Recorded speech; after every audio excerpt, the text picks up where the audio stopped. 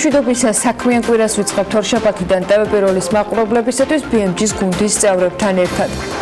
წინასწარი შეფასებით 2019 წლის მაისში წინა წლის იგივე თვესთან შედარებით რეალური მთლიანი შიდა პროდუქტის ზრდა 4.7% იყო.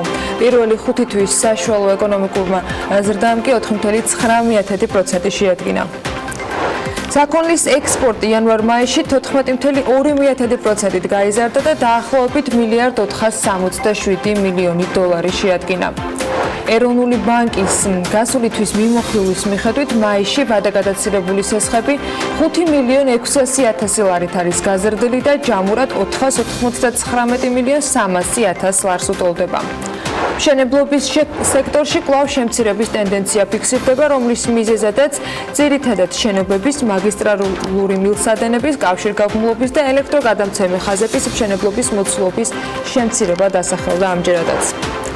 ექსპლუატაციაში მიუღებელ შენობებზე ამნისტიის გამოცხადების გარდა 2007 წლამდე უნებართვოდ დაშენებული ობიექტების ლეგალიზებაც დაიგეგმა, ამას საქართველოს სივრცის დაგეგმარების, არქიტექტურული და სამშენებლო საქმიანობის კოდექსში დაგეგმილი ცვლილებების პროექტი ითვალისწინებს, რომელიც პარლამენტში უკვე ინიცირებულია.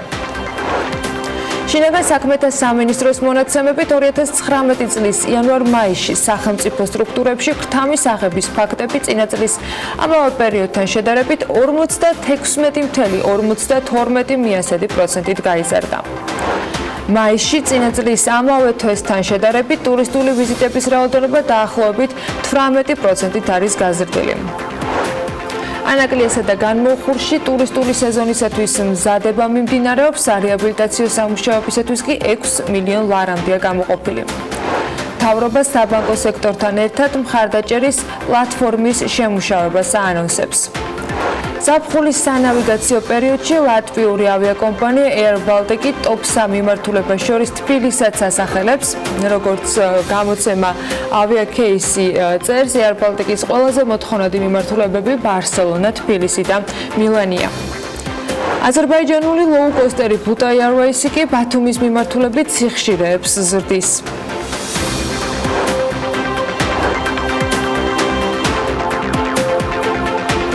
მშვიდობისა, ივლისის პირველ საქმიან დილას ვიწყებთ საინტერესო სიახლეებით, საინტერესო, მაგრამ ყველა ადეკვატური და სასიამოვნო ამბავი ნამდვილად არ გამოგვივა უთენია.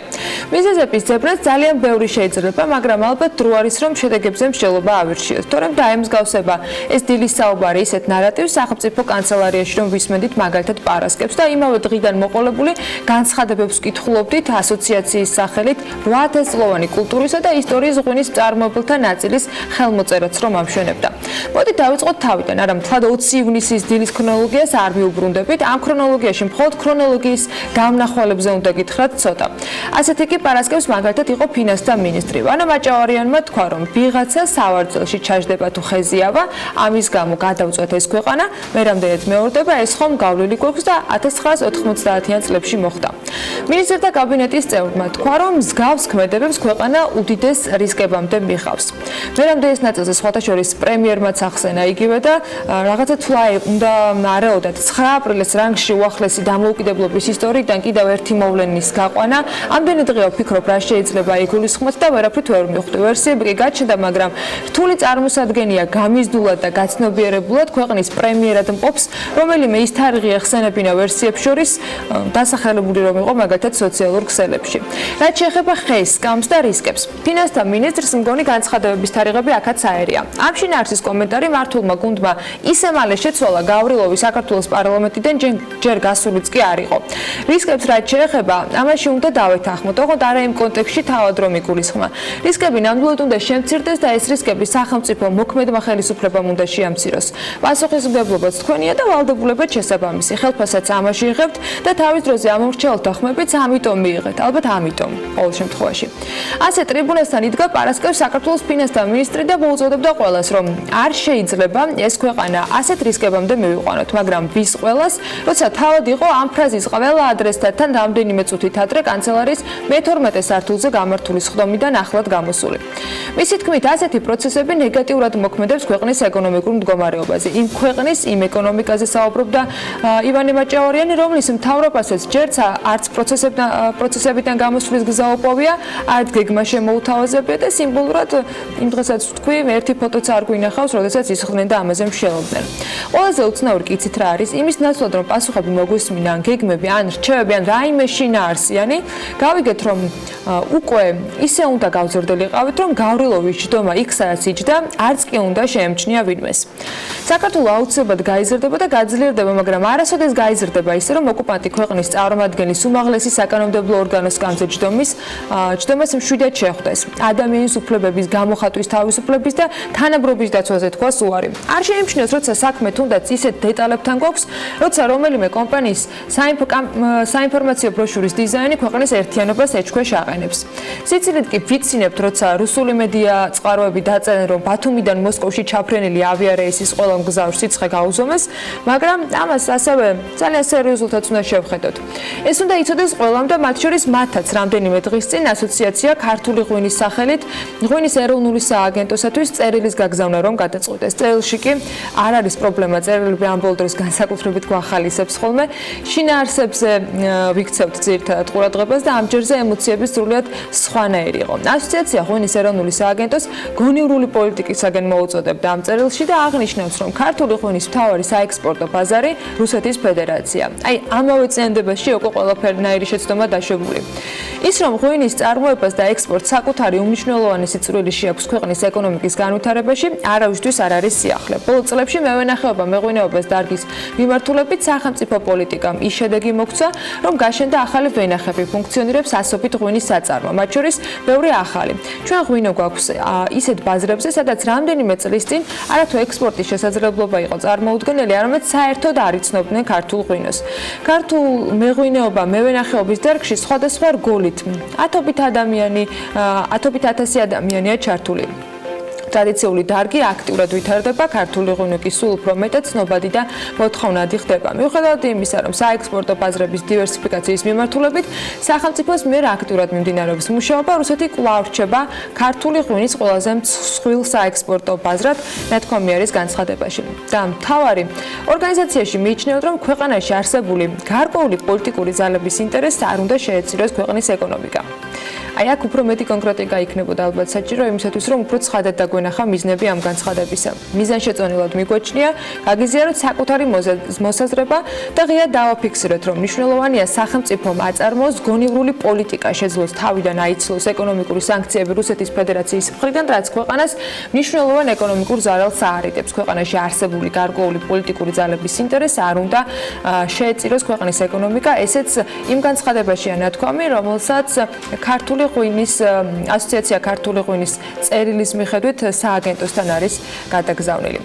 ანუ რაკენით რას გვეუბნებიან? რუსეთთან გონივრული პოლიტიკა აწარმოეთო. კარგით, ასე იყოს, მაგრამ რომელ გონივრულ პოლიტიკაზეა საუბარი მეორე მხარეს, როცა რუსეთია, ესეც რომ დაეწერათ, კარგი იქნებოდა. აი, მაგალითად, რა უნდა იყოს ამ პოლიტიკის წარმოების შემდეგი ეტაპი? აბაშიძე კარასინის ფორმატში დითი რამბები თუ რამე კიდე უფრო შორს წასული გეგმით შეგვიძლია რუსული კეთილგონიერების იმედად ყოფნა. აი, ეს შინაარსი კი ვერასოდეს იქნება ზრდისკენ გზის მანიშნებელი. ეს მხოლოდ უკან, ტყლაპოში გზაა და იქით რო აღარ ვაპირებთ, ალბათ მიხვდებოდა ბევრი. და ვინც ვერ მიხვდა, მსგავსი წერილები შეუძლია ბევრჯერ გადაიკითხოს. წინ ძალიან მნიშვნელოვანი გამოწვევებია და მათაც აუცილებლად გადალახავს ეს ქვეყანა ისეთი მეგობრები და პარტნიორებით, სიტყვაც რომ არ ეშლებათ და მათი სიტყვაც რომ საქმედ მალევე იქცა. მივესალმებით ზაფხულის პირველ სტუმრებს, ეს ბრიტანეთის ელჩის ჯასტინ მაკენზის მითის საქართველოში ჩამოსული მეგობრების აეროპორტში დახვედრისას გაკეთებული ტვიტია. რუსეთის პრეზიდენტის ვლადიმერ პუტინის მიერ რუსული ტურისტული ემბარგოს დაწესების შემდეგ ელჩი საქართველოს მხარდაჭერას განცხადებებით არაერთხელ გამოეხმაურა, შეუერთდა კამპანიას, გაატარა შენი დასვენების დღეები საქართველოში და დიპლომატმა საქართველოს რამდენიმე პოსტიც მიუძღვნა ტვიტერზე. ეს ბოლო იყო, როდესაც მეგობრებს დახვდა აეროპორტში თავად. რუსეთის მხრიდან საქართველოსთვის ტურისტული ემბარგოს დაწესებას ქართული საზოგადოება გაერთიანებული ძალებით პასუხობს. შეიქმნა კამპანია #Spend Your Summer in Georgia, რომელიც ქართველებს მოუწოდებს, რომ საზღვარგარეთ დასვენების ნაცვლად საშვებულებო დღეები გაატარონ სამშობლოში. ამავე სახელწოდებით შეიქმნა Facebook ჯგუფიც, რომელსაც ერთ კვირაზე ნაკლებ დროში 200,000 ადამიანი შეუერთდა. როგორია ის ინიციატივები, რომლებიც ქართული ტურიზმის მხარდასაჭერად გამოხატეს, როგორც კომპანიებმა, ასევე რიგით მამოქალაქეებმა და რას თავაზობენ ტურისტებს, მარიამ ადამიანს გადახედა სოციალურ ქსელებს და არა მხოლოდ. და აღნიშნულ ინიციატივებს მოუყარა თავის საქმიანი დილის მაყურებლებისათვის მარიამ დილა მშვიდობისა. როგორი არის თითქმის ერთ კვირანახევრის შემდეგ კამპანია, რომელიც სრულად სპონტანურად დაიწყო. ანა, კამპანია Spend Your Summer in Georgia აქტიურად ეხმიანება საერთაშორისო ბაზარს და უცხოელებს პუტინის ყველაზე საძულელ ქვეყანაში ქართული სტუმართმეყვარეობის გასაზიარებლად იწვევს. კამპანიის ფარგლებში დაიწერა არაერთი სტატია საერთაშორისო მედია პლატფორმაზე, მეგობარი ქვეყნები კი ოფიციალურად მოუწოდებენ თავიანთ მოქალაქეებს ეწვიონ საქართველოს, ხოლო ადგილობრივად კამპანიაში ათასობით და 10,000-ობით ადამიანია ჩართული. მათი აქტივობა და რიცხვი ყოველდღიურად იმატებს. ინტერნეტ სივრცეში არ წყდება გამომხნევებელი განცხადებები, სადაც ცალკეული ადამიანები თუ კომპანიები სურვილს გამოთქვამენ ქართული ტურიზმის განვითარებაში შეიტანონ წვლილი. უამრავმა ადამიანმა გამოთქვა სურვილი უფასოდ უმასპინძლოს ტურისტებს რეგიონში საკუთარ სახლში, ზოგიერთმა კი უფასო იურიდიული მომსახურება შესთავაზა მსურველებს. უფრო კონკრეტულად რომ ჩავშალოთ, მაშინ რომელი კომპანიები იჩენენ ძირითადად ინიციატივებს დაეხმარონ ტურიზმის პოპულარიზაციაში მსოფლიოს მასშტაბით და ადგილობრივებს განვითარებაში, ვინ არის განსაკუთრებით გამორჩეული შენთვის? ანა, კონკრეტულად მაგალითებზე თუ ვისაუბრებთ, პირველი დავიწყოთ ჩვენივე ინიციატივით, ანუ Forbes Georgia სურს საკუთარ ციფრულ პლატფორმაზე უფასო სარეკლამო სივრცის შეთავაზებით საქართველოს ტურიზმის სექტორის მოთამაშეებს გაუფართოვოს შესაძლებლობა, რაც შეიძლება მეტ ტურისტს მისწვდეს და მათი ამით რუსული დარტყმა ქართულ ეკონომიკაზე შეარბილოს, რაც შეეხება დანარჩენებს. ეწვიეს საქართველოს და ვახშამი ჩემზე იყოს.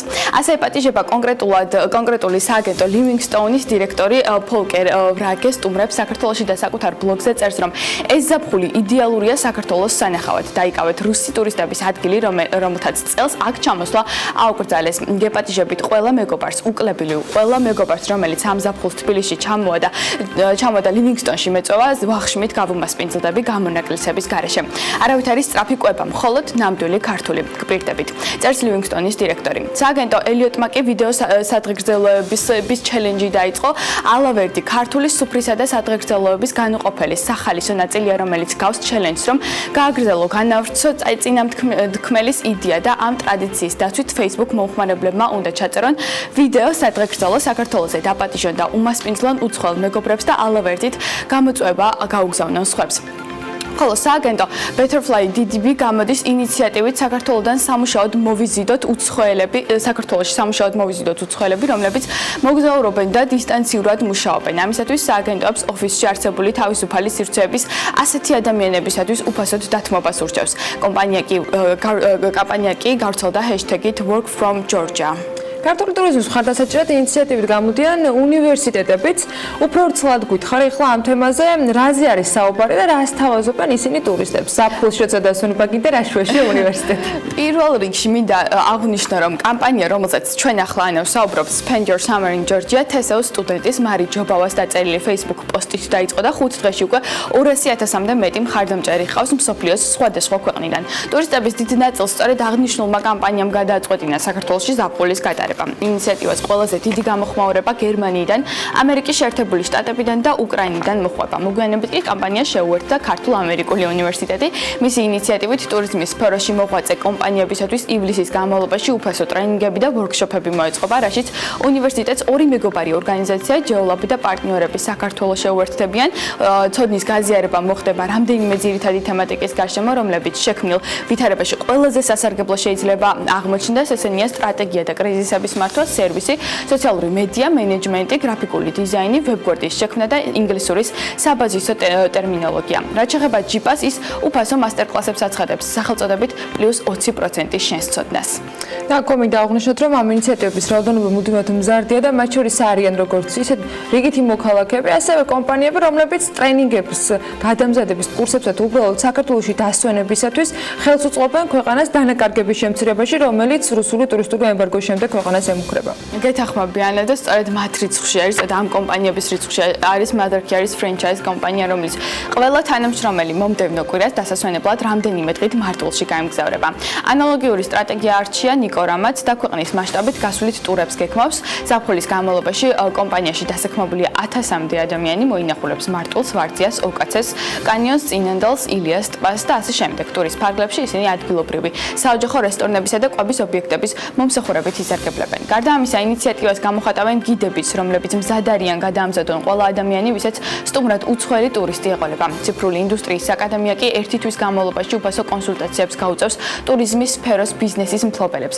ხოლო პალიტრა მედია სარეკლამო სივრცეს უსასყიდლოდ დაუთმობს საქართველოს სხვადასხვა კუთხეში მდებარე სასტუმროებსა თუ საოჯახო სასტუმროებს. უფასო ტრენინგებს ატარებს ალექსანდრე ჯეჯელავაც, რომელიც მასპინძლებს შეცვლილ გარემოში სწრაფად ორიენტაციაში დაეხმარებათ. პარალელურად ორგანიზაციამ ჩართე შექმნა ონლაინ პლატფორმა Share Georgia, სადაც თავი მოუყარა საქართველოს შესახებ დაწერილ სტატიებს, რომლებიც ცნობილ საერთაშორისო გამოცემაში დაიბეჭდება. ინიციატივით გამოდის ენების ლაბორატორია Language Lab და ინგლისურს უფასოდ შეასწავლის მათ, ვისაც აქვს საოჯახო სასტუმრო, აქირავებს ბინას ან აწარმოებს ქართულ პროდუქტს. ცხადია, ეს არ არის სრული ჩამონათვალი და ინიციატივების რაოდენობა ყოველდღიურად იზრდება, ხოლო ამ კომპანიებისა თუ ადამიანების მიზანი ერთი და უცვლელია. გავაგებინოთ მსოფლიოს, რომ კავკასიაში არსებობს პატარა ქვეყანა უძველესი ისტორიითა და დიდი ტურისტული პოტენციალით. აღმოსავლეთ ევროპაში. მადლობა მარიამ იმისათვის, რომ მას საინტერესო ამბებს მოუყარე თავი. ვინც საქართველოში მოგზაურობა უკვე გადაწყვიტა, ან ამ ზაფხულის გეგმა უკვე შედგენილი ჰქონდა, ან სულაც უქმეებზე აპირებს, რომ რამდენიმე დღით მეგობრებთან ერთად კარგად გაატაროს დასვენების დღეები. ალბათ საწვავის ფასი განსაკუთრებით აინტერესებთ და მოდი უკეთესად დავგეგმოთ კვირა, არა მხოლოდ უქმეებისათვის, არამედ მიმდინარე სამუშაო დღეებსაც, რა ხარჯის გაღება მოგიწევთ თქვენი ავტომობილისათვის და რა ღირს ბენზინი საქართველოში. ლევან თაღიაშვილმა იზრუნა საქმიანი დილის მაყურებლობისათვის და იზგვეტყვის საერთაშორისო და ადგილობრივ ტენდენციებს დიდი ოცეულის სამიტის შემდეგ ლევან დილამშვიდობისა. დილამშვიდობის ანა მიესალმებით ჩვენს მაყურებელს. ნავთობის ფასი ბოლო 1 კვირის განმავლობაში დიდად არ შეცვლილა და მხოლოდ $1 გაიზარდა ნიუ-იორკის ბირჟაზე. დიდ ცვლილებებს როგორც წესი ამ კვირაში უნდა ველოდოთ, რადგან დიდი ოცეულის სამიტმა და რუსეთისა და საუდის არაბეთის შეხვედრამ აშკარად შეცვალა პოლიტიკური ამინდი. თუმცა ამაზე უფრო კონკრეტულად ქვემოთ მოგიყვებით, როგორც ეკრანზე ხედავთ, ნიუ-იორკში 1 ბარელი ნავთობის ფასი $48 და 47 ცენტია. ლონდონშიც გადავხედოთ ნავთობის ღირებულებას, სადაც 1 კვირის განმავლობაში ფასი გაიზარდა, თუმცა ბოლო დღეებში იდენტურ ნიშნულს დაუბრუნდა და მისი ფასი ამჟამად $64 და 74 ცენტია. რაც შეეხება საერთაშორისო ურთიერთობებს და გლობალურ პოლიტიკურ ამინდს. როგორც იცით, გასულ კვირას დიდი ოცეულის სამიტი დაიწყო, სადაც ყველაზე დიდი მოლოდინები ცხადია ამერიკა-ჩინეთის სავაჭრო ომს ეხებოდა. როგორც დონალდ ტრამპმა განაცხადა, ის მზადაა განაახლოს მოლაპარაკებები ჩინეთთან, რომელიც ბოლო მონაცემებით ჩიხში იყო შესული. ამერიკის პრეზიდენტი აცხადებს, რომ ჯერჯერობით თავს შეიკავოს მომდევნო ტარიფების გაზრდისგან, თუმცა ცხადია გაუგებარია ბოლომდე დაიხია თუ არა ტრამპმა და მიაღწევენ თუ არა საბოლოო შეთანხმებას ჩინეთისა და ამერიკის ლიდერები. გარდა ამისა, რუსეთი და საუდის არაბეთი შეთანხმდა, რომ ოპეკთან ერთად გააგრძელებენ ნავთობის შემცირებული რაოდენობით მოპოვების შეთანხმებას. ეს არის წინამოსამზადებელი გადაწყვეტილება ოპეკის გაფართოებულ შეხვედრამდე, სადაც ოფიციალურად გადაწყდება ეს ამბავი. სწორედ დღეს და ხვალ უნდა შეხვდნენ სახელმწიფოს წარმომადგენლები არსებულ საკითხთან დაკავშირებით სამშველოდ.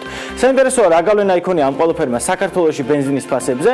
მიუხედავად იმისა, რომ ბოლო 1 კვირაში ლარი კიდევ ერთხელ გაუფასურდა, როგორც ჩანს, ნავთობკომპანიები მოერიდნენ ბენზინის კვლავ გაძვირებას და 2 კვირა უკვე ერთი და იგივე ფასები გვაქვს 5-ვე ნავთობკომპანიაში.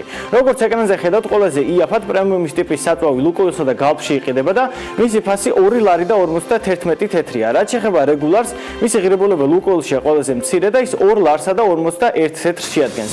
ნახოთ წესით ნავთობის ფასი მოიმატებს საერთაშორისო ბაზარზე და აისახება თუ არა ეს ყველაფერი საქართველოში არსებულ მდგომარეობაზე, ამას მომავალ კვირას გაგაცნობთ.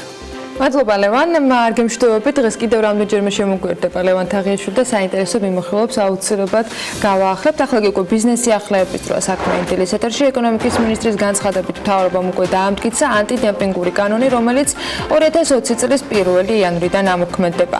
ეროვნული ბანკის პრეზიდენტის 25 ივნისის ბრძანებით კომერციულ ბანკებს ინფორმაციის გამჟღავნების ვალდებულება გადაუვადათ. გუდიაშვილის მოედნის 50 მილიონიანი პროექტი კი წლის ბოლოს უნდა დასრულდეს. მოედანზე შენობების სარეაბილიტაციო სამუშაოები თბილისის განვითარების ფონდმა 2018 წლის გაზაფხულზე პროექტ ახალი თბილისის მსხვილი არეალების რეაბილიტაციის პროგრამის ფარგლებში დაიწყო. წინასწარი შეფასებით 2019 წლის მაისში წინა წლის შესაბამის პერიოდთან შედარებით რეალური მთლიანი შიდა პროდუქტის ზრდა 4.7% შეადგინა, ხოლო 2019 წლის პირველი 5 თვის საშუალო რეალური ზრდა 4.9%-ით განისაზღვრა. საქსტატის ინფორმაციით, მაისში წინა წლის შესაბამის პერიოდთან შედარებით ზრდა იყო უძრავი ქონებით ოპერაციების და მომხმარებლებისათვის სხვა მომსახურების გაწევის დარგში, ვაჭრობაში, სასტუმროებსა და რესტორნებში, ხოლო დამამუშავებელ მრეწველობასა და მშენებლობაში კლება დაფიქსირდა.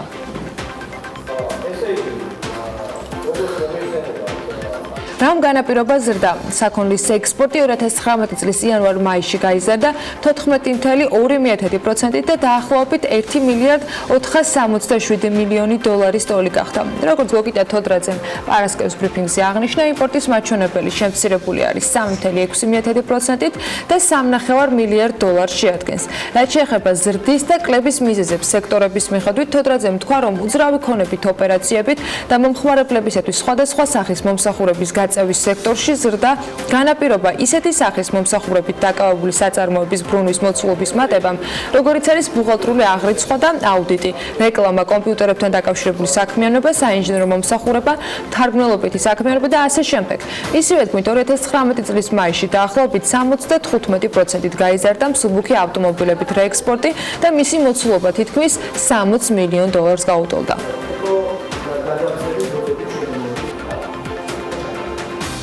უძრავი ქონებით ოპერაციების და მომხმარებლისთვის სხვადასხვა სახის მომსახურების გაწევის სექტორში ზრდა განაპირობა ისეთი სახის მომსახურებით დაკავებული საწარმოების ბრუნვის მოცულობის მატებამ, როგორიცაა უპირველეს ყოვლისა ბუღალტრული აღრიცხვა და აუდიტი, რეკლამა, კომპიუტერებთან დაკავშირებული საქმიანობა, საინჟინრო მომსახურება, მთარგმნელობითი საქმიანობა და ასე შემდეგ.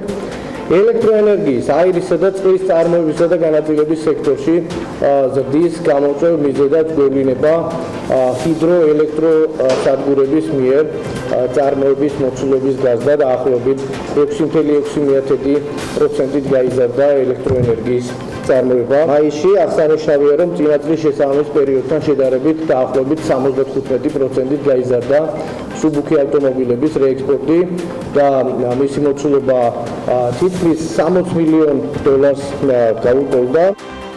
მშენებლობის სექტორში კვლავ შემცირების ტენდენცია ფიქსირდება, რომლის მიზეზს ძირითადად წარმოადგენს შენობების მაგისტრალური მილსადენების, კავშირგაბმულობის და ელექტროგადამცემი ხაზების მშენებლობის მოცულობის კრება. მშენებლობის დარგში განვითარებული ტენდენციის შესაბამისად კლება იყო სამთო მოპოვებითი მრეწველობის სექტორშიც. ასევე შემცირების ტენდენცია შეინიშნებოდა დამამუშავებელ სექტორში, რაც ძირითადად განპირობებულია ფეროშენადნობების, ასევე მინერალური აზოტოვანი სასუქების და თამბაქოს ნაწარმის წარმოების შემცირებით. რაც შეეხება კომუნალური, სოციალური და პერსონალური მომსახურების გაწევის დარგში განვითარებულ მოვლენებს, შემცირების თვალსაზრისით ეს ძირითადად განპირობებული და დაკავშირებული არის აზარტულ და ფულზე თამაშებთან დაკავშირებული კომპანიების გამოშვების მოცულობის კლებით.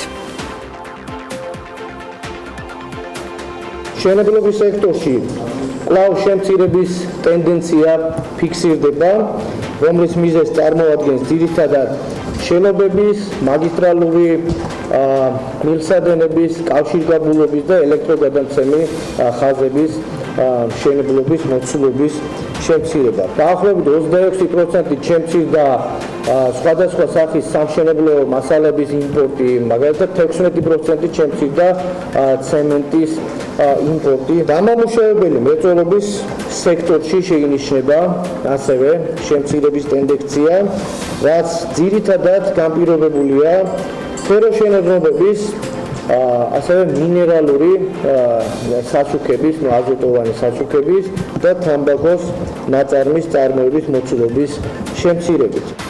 2019 წლის მაისში უნდა ვისაუბროთ, რეალობა ივლისში რომ განახლებული მოცემულობები დაკორექტირდება, ეს არ უნდა დაგვაუწყოს, თუმცა მაისში წინა წლის შესაბამის პერიოდთან შედარებით ტურისტული ვიზიტების რაოდენობა დაახლოებით 18%-ით გაიზარდა. სტატისტიკის ეროვნული სამსახურის ინფორმაციით ეს მაჩვენებელი დადებითად მოქმედებს ვაჭრობის სექტორზე.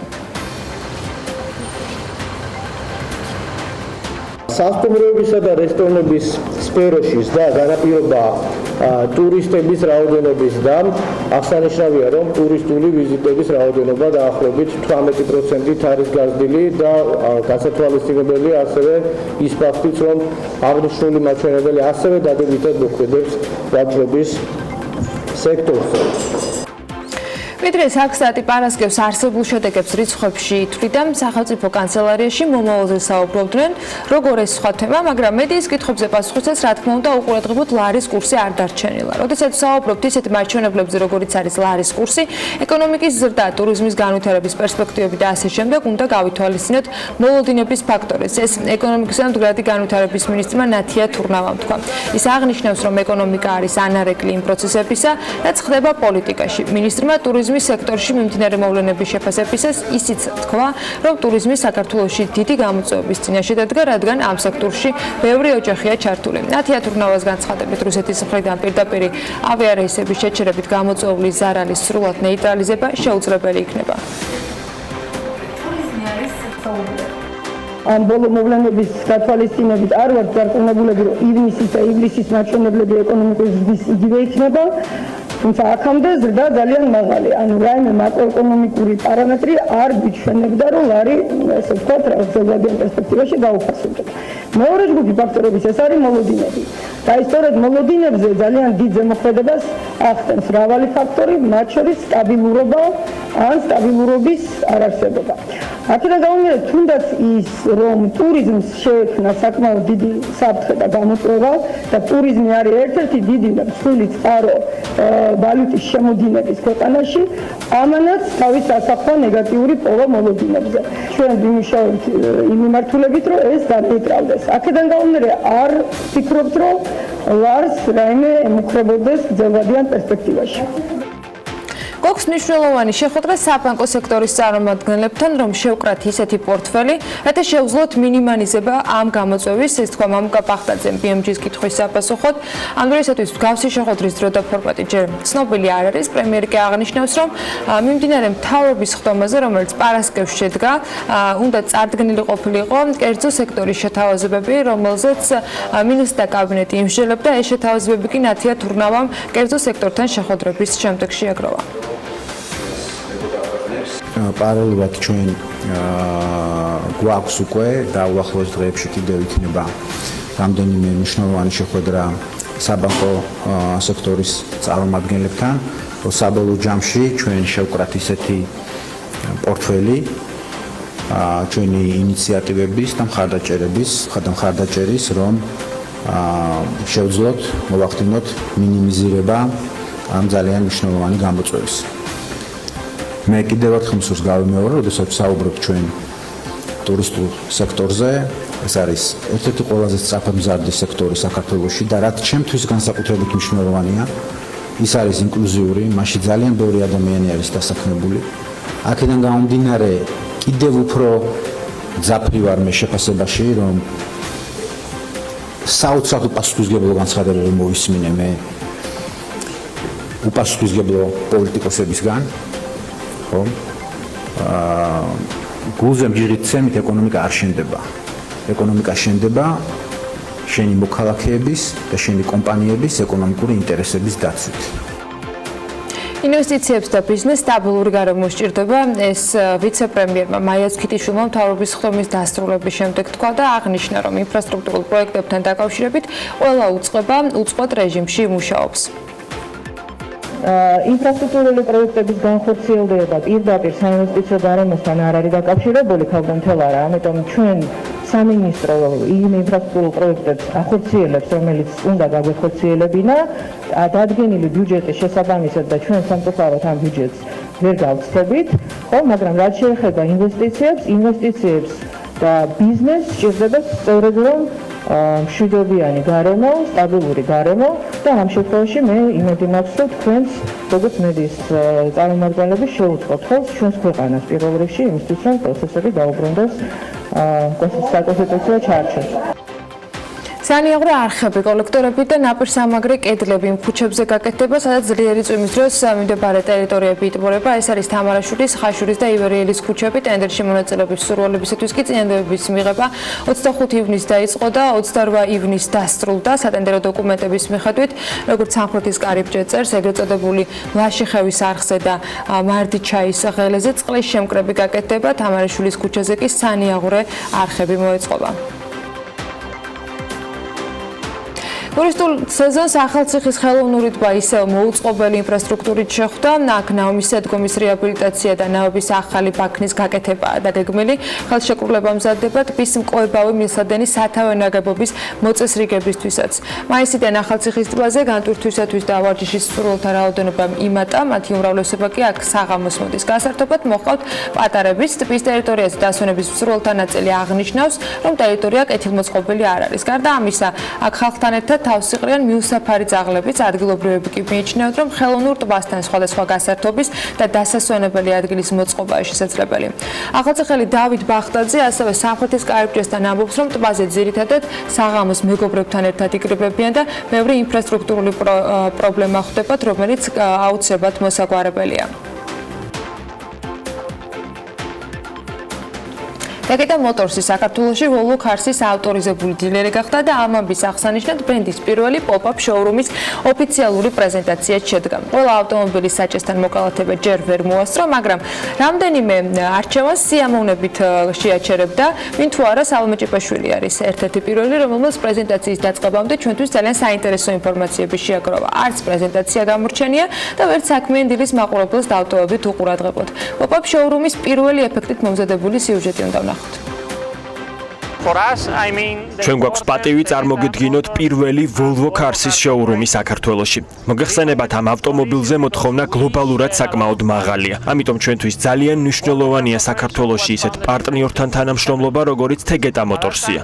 Tegeta საავტომობილო ბაზარზე ლიდერი კომპანიაა, რომელიც მაღალი დონის მომსახურებას უზრუნველყოფს. ასევე მჯერა, რომ საქართველოში ავტომოყვარულები იამაყებენ Volvo-s ფლობით, იმ ბრენდის ფლობით, რომელიც ავტოინდუსტრიის ლიდერია და არა მიმდევარი.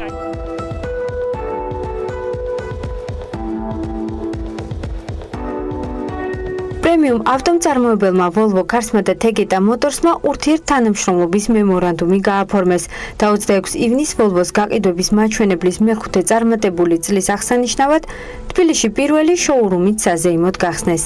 ნებისმიერ მსურველს Volvo-s მოდელების სრული დიაპაზონი შეუძლია დაათვალიეროს მშვიდ სასიამოვნო და სკანდინავიურ ატმოსფეროში, სადაც ავტომობილების გარდა ის გამოცდილება და გარემოც დახვდება, რომელიც ამ ბრენდის ფლობას ახასიათებს.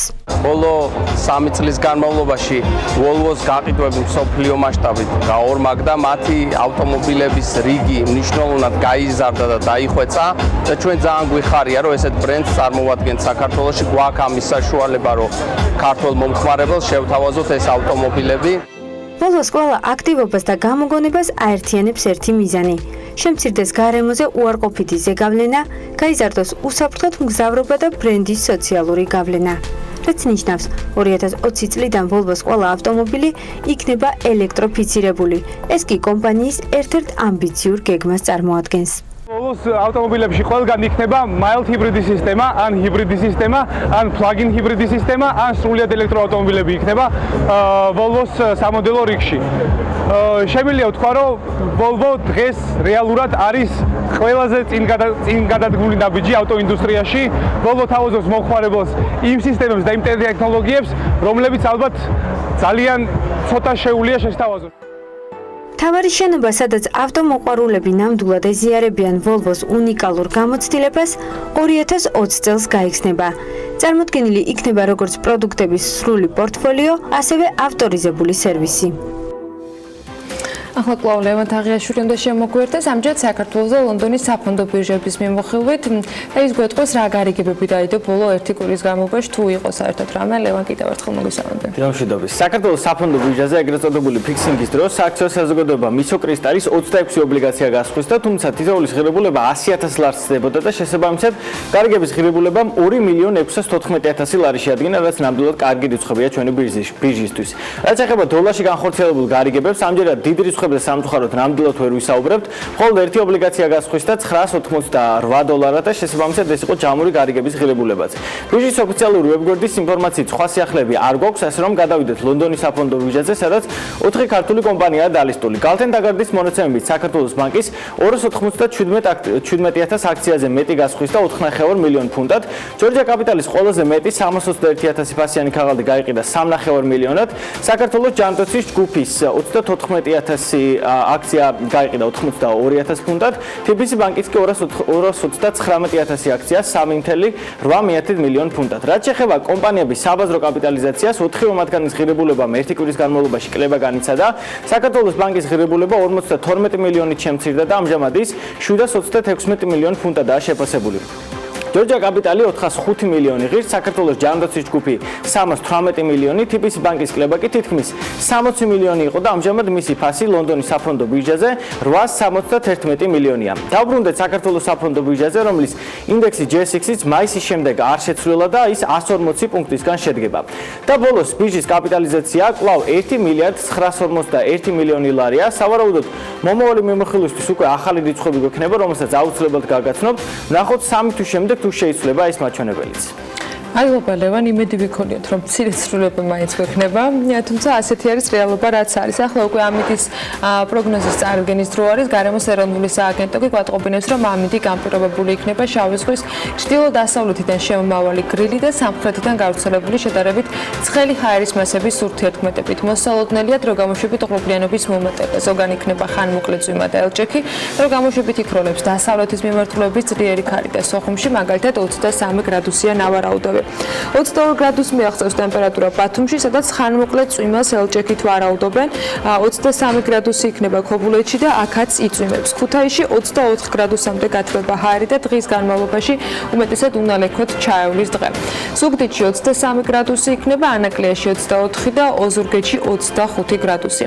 ონში ხანმოკლე წვიმას ელოდებიან და მაქსიმუმ 18 გრადუსს მიაღწევს ტემპერატურა. გორსა და ცხინვალში ასევე უმეტესად უნალექო დღე იქნება და 22 გრადუსი დაფიქსირდება, მარნეულში 27 გრადუსამდე გათბება ჰაერი და რუსთავში 26 გრადუსია ნავარაუდები. ახალციხეში დღის მეორე ნახევრიდან ხანმოკლე წვიმა იქნება ელჭექით, მაქსიმუმ 20 გრადუსი დაფიქსირდება, ბორჯომში 19 გრადუსს მიაღწევს ტემპერატურა და ბაკურიანში 13 გრადუსია ნავარაუდები. ახალქალაქში დღის მეორე ნახევრიდან ხანმოკლე წვიმა, ელჭექით მოსალოდნელი და 14 გრადუსი. სტეფანწმინდაში დღის მეორე ნახევრიდან ასევე იწვიმებს და აქაც 14 გრადუსი იქნება. თელავში 25 გრადუსს მიაღწევს ტემპერატურა და საღამოსკენ აქაც წვიმა ელჭექით ნავარაუდები. თბილისს რაც შეეხება დრო გამოშვებით ღრუბლიანობა მოიმატებს, უმეტესად უნალექოთ ჩაევლის დღე, იქროლებს ჩრდილო-დასავლეთის მიმართულების ძლიერი ქარი და მაქსიმალური ტემპერატურა დღის განმავლობაში 26 გრადუსი იქნება. ასეთი არის ზაფხულის მეორე თვის პირველი დღე, ანუ 1 ივლისი, დღეს მთელი საქართველოს მასშტაბით. ასეთი ამინდის ფონზე დღე აუცილებლად საქმიანია ივლისშიც და რა თქმა უნდა მთელი კვირის განმავლობაში. პირველ სტუმარს უნდა უმასპინძლოთ ამოშრება დღეს, რეკლამის შემდეგ და რამდენიმე წუთში დაგებრუნდებით.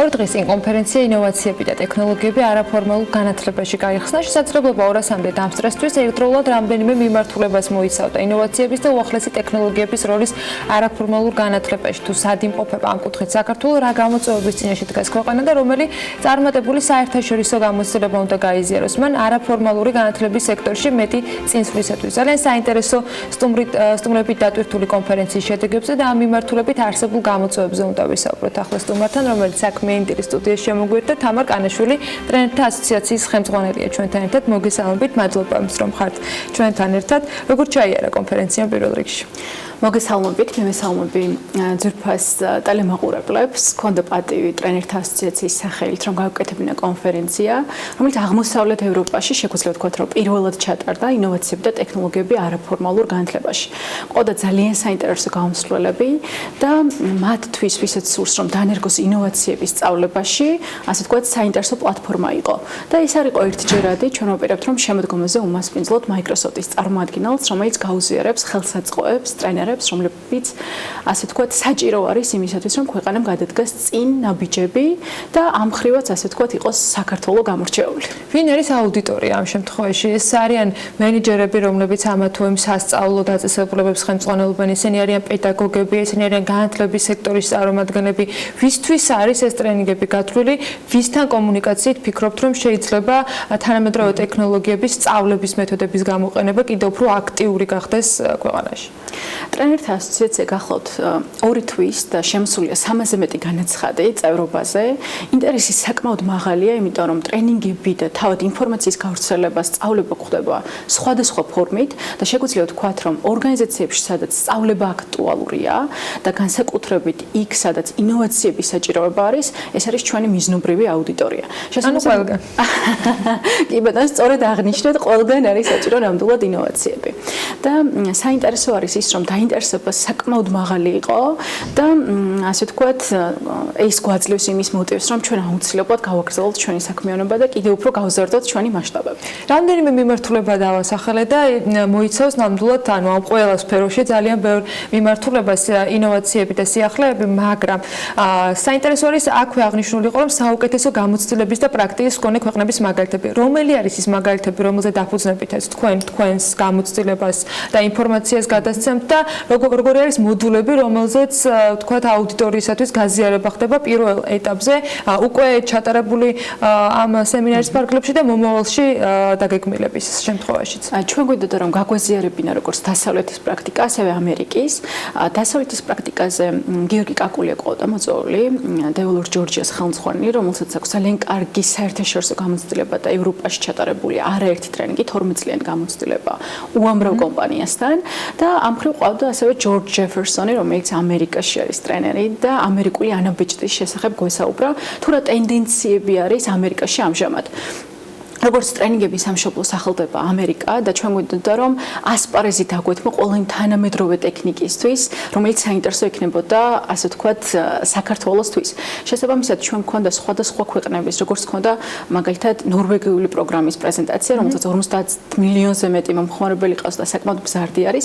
ასევე გარკვეული თამაშის აპლიკაციები, რომელიც ასე ვთქვათ, დაეხმარებოდა სასწავლო პროცესს, გახდეს კიდევ უფრო ხალისიანი, ინტერაქციული და ქართული პროდუქტის პრეზენტაცია, რომელიც ევროპაშიც კი არ არის და სწორედაც ასე ქართული პროდუქცია და რას გულისხმობს, რა ქართულ პროდუქცია არის საუბარი, რა მაგალითებზე არის საუბარი და რა სიახლეებზე არის საუბარი, იმისათვის რომ ის ვინც არ ყოფილა ჯერ ტრენინგზე, ან მომავალში სურს რომ ამ ფორმით გაიღრმოს განათლება, უბრალოდ ქონდეს ინფორმაცია, რაზე ვსაუბრობთ, ეხლა ანუ რა ინსტრუმენტებზე არის საუბარი.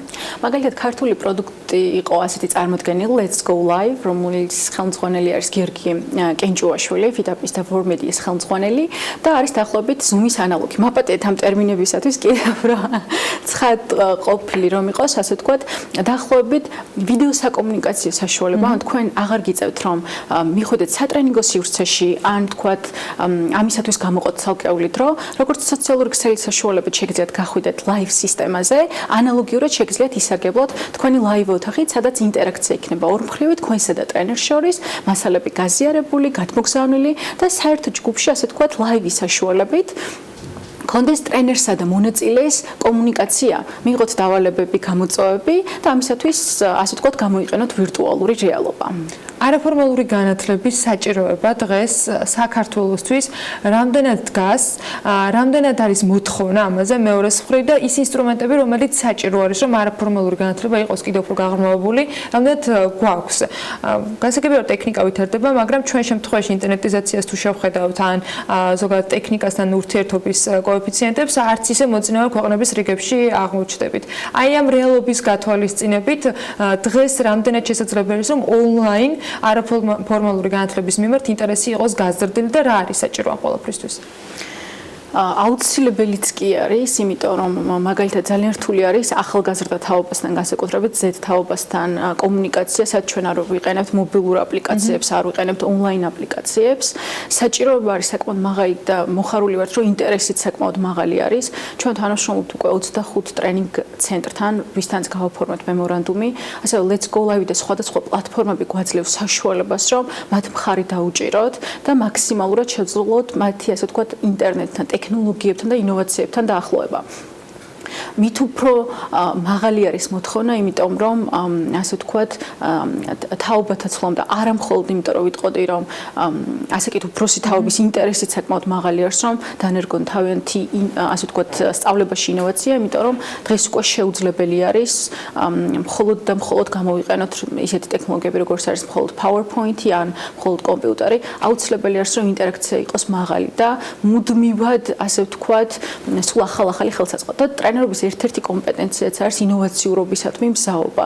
და როგორც საზოგადოება ვითარდება, აუცილებელი არის რომ ტემპი, ვინც ასწავლის, თავადაც განივითაროს საკუთარი თავი. თავადაც გამოყოს ამისათვის თავისი რესურსი და ის რომ ასე ვთქვათ თაობები, რომლებიც მაგალითად სად იყო ხო ჩემ ასაკში როგორ ჟღერს, მაგრამ თაობები, რომელიც მე-7 კლასელები წერენ პროგრამებს, წერენ თამაშებს, სულ სხვა მოთხოვნები აქვთ მათ, ვიდრე მაგალითად ვისთვისაც მაგალითად მობილური არის ინოვაცია. აქედან გამომდინარე, აუცილებელიც კი არის, რომ მათ უპასუხოთ და ასე ვთქვათ, რაც შეიძლება გავზარდოთ მათი მხრიდან ინტერესი, იმიტომ რომ მოთხოვნა საკმაოდ მაღალი არის და შესაბამისად ინტერესიც. ამიტომაც მეორე მხარემაც აუცილებლად ქართული რეალობა ამ შემთხვევაში განსხვავდება იმ ევროპული ქვეყნების რეალობისაგან, იმ ამერიკული რეალობისაგან მოთხოვნის ნაწილში, რაც გვაქვს გასაგებია, რომ ტემპით, თქვათ, მომზადებული პროგრამების რაოდენობით ან იმ ინსტრუმენტების შექმნით, რომელსაც ამ ყველაფერს უზრუნველყოფს, ჯერ დიდად ვერ ვეწევით, მაგრამ მოთხოვნის ნაწილში ჩვენს შემთხვევაში, ჩვენს რეალობაში რამდენად განსხვავებული დღეს წესრიგი გვაქვს? ამაყივა რომ შეიქმნა ტრენერთა ასოციაცია, იმიტომ არა რომ ერთ-ერთი დამფუძნებელი ვარ, უბრალოდ ძალიან მაღალი მოთხოვნა იყო ამის მიმართ. მაგალითად ევროპაში, როდესაც მაგალითად კონფერენციებს ვესწრებთ, ერთ-ერთი არის ხელსაწყოების, ასე ვთქვათ, დემონსტრირება ხდება და დაახლოებით 365 ხელსაწყოა ხოლმე წარმოდგენილი. საქართველოს როდესაც flip chart-ი, ვთქვათ, PowerPoint-ი ინგლისურ ტერმინებისათვის მაბატევს მაყურებელმა, არის წარმოდგენილი, რა თქმა უნდა, სამწუხარო არის, რომ რამდენად წინ შეგვიძლია ვიყოთ და სად ვართ. მაგრამ ყველაფერს გავაკეთებთ იმისათვის, რომ ეს კი საწყისია, მაგრამ რადგან ტრენერობისადმი ინტერესი არის მაღალი, რადგან სწავლებისადმი ინტერესი არის მაღალი, სხვადასხვა კომპანიების ხელშეწყობით მაქსიმალურად ასე ვთქვათ შევძლოთ და დავიწიოთ სტანდარტებს. მეცაც გეტყვით, რომ ასოციაციის ამბიცია არის არა მხოლოდ ჩამოვიყვანოთ უცხოელი ტრენერები საქართველოს, რომელიც ძალიან პოპულარული არის და აქტუალური, არამედ შევძლოთ ქართველი ტრენერების გაგზავნა საზღვარგარეთ.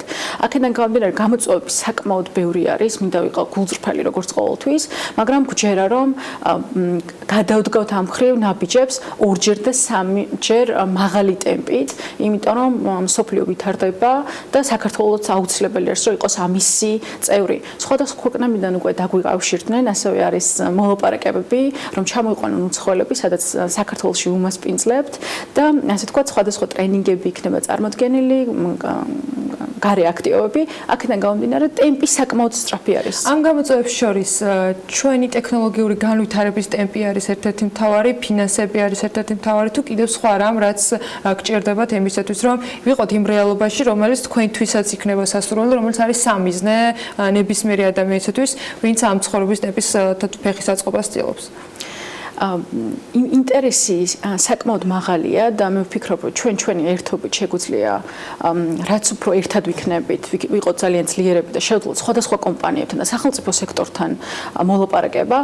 ინოვაციების და ტექნოლოგიების მიმართულებით საქართველოს უკვე არაერთი ნაბიჯი გადადგა, ამ ხრივაც აღსანიშნავი არის. უბრალოდ ჩვენ უკვე მიმართულება გვჭირდება კონკრეტულად არაფორმალური განათლებისათვის.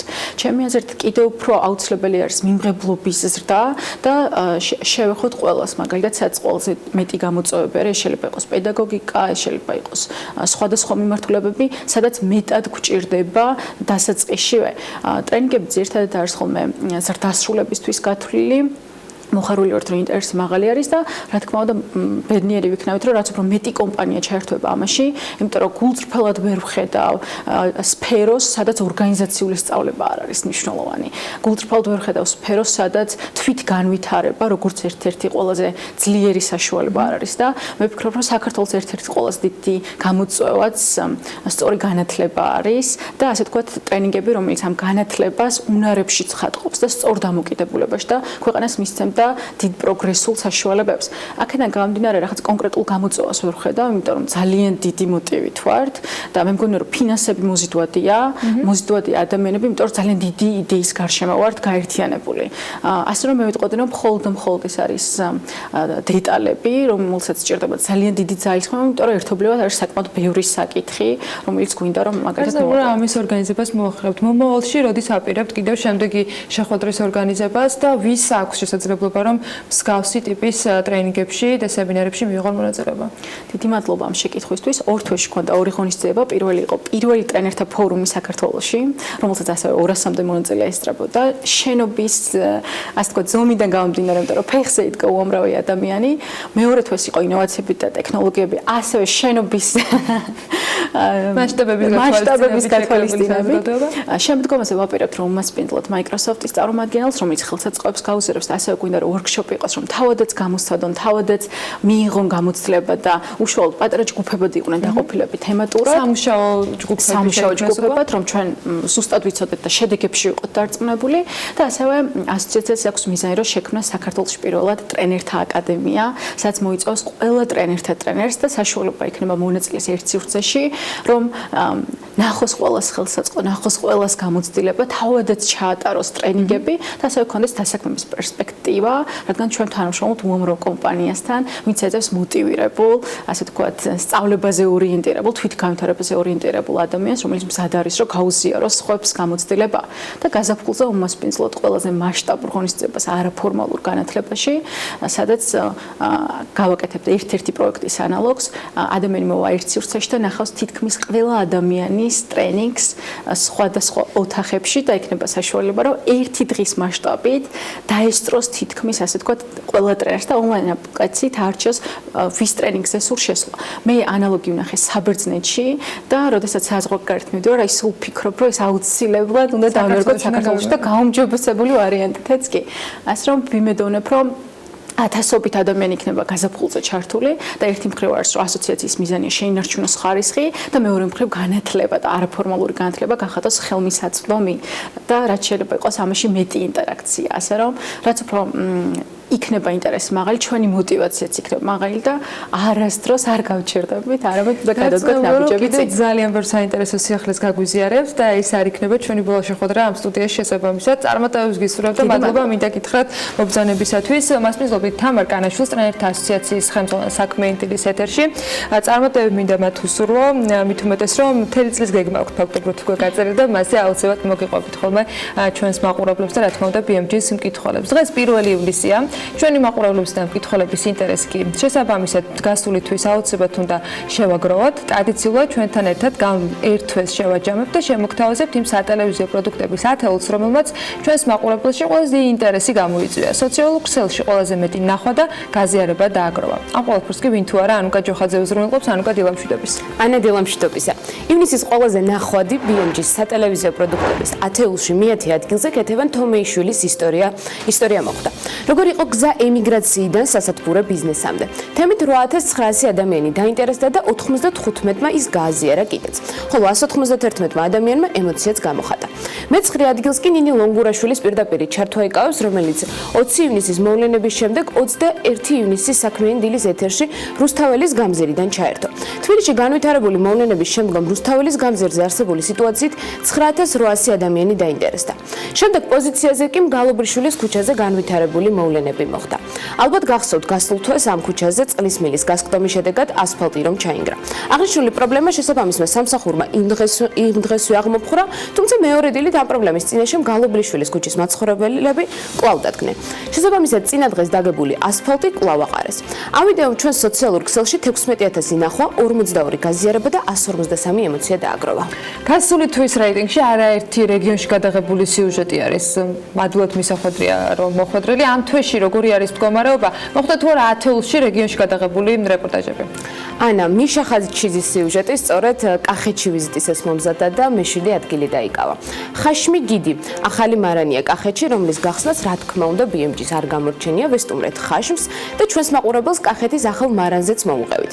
საქმის კურსის ეთერში გასულმა ამ სიუჟეტმა 16000 ნახვა, 374 გაზიარება და 174 ემოცია დააგროვა. რაც ფლობს რუსეთის საქართველოში. Forbes-ის კვირის ანალიტიკით 23000 ადამიანი დაინტერესდა. რა აკავშირებს ოკუპანტ ქვეყანას ჩვენთან და რამდენად არის საქართველო დამოკიდებული რუსეთის ბაზარზე. თემა დამეთანხმებით რომ საკმაოდ მწვავეა. შესაბამისად საერთო რეიტინგში ნახობის მიხედვით მე-6 პოზიციაზეა, რომელსაც 340 გაზიარება და 128 ემოცია აქვს. ხუთეულს კი მანანა მანჯგალაძის საქმიანების რუბრიკა ხსნის. ვინც აქტიურად გვადევნებს თვალს გასული თვის რეიტინგში ერთ-ერთ მოწინავე პოზიციაზე ახალ სოციალური ქსელი ფიცისა და მისი ქართველი დამფუძნებლის სტუმრობა მოხდა. თემა აქტუალურობას არ კარგავს, მანანა მანჯგალაძის სიუჟეტს ნიკო კვარაცხელიას იდეაზე 25000 ნახვა, 214 გაზიარება და 215 ემოცია აქვს. გასულ თვეს მხოლოდ BMG-ს გადაღებული ვიდეოები არ ხვდებოდა სოციალურ ქსელში. ჩვენს მაყურებლებს უზიარებდით სხვა საინტერესო სიახლეებსაც.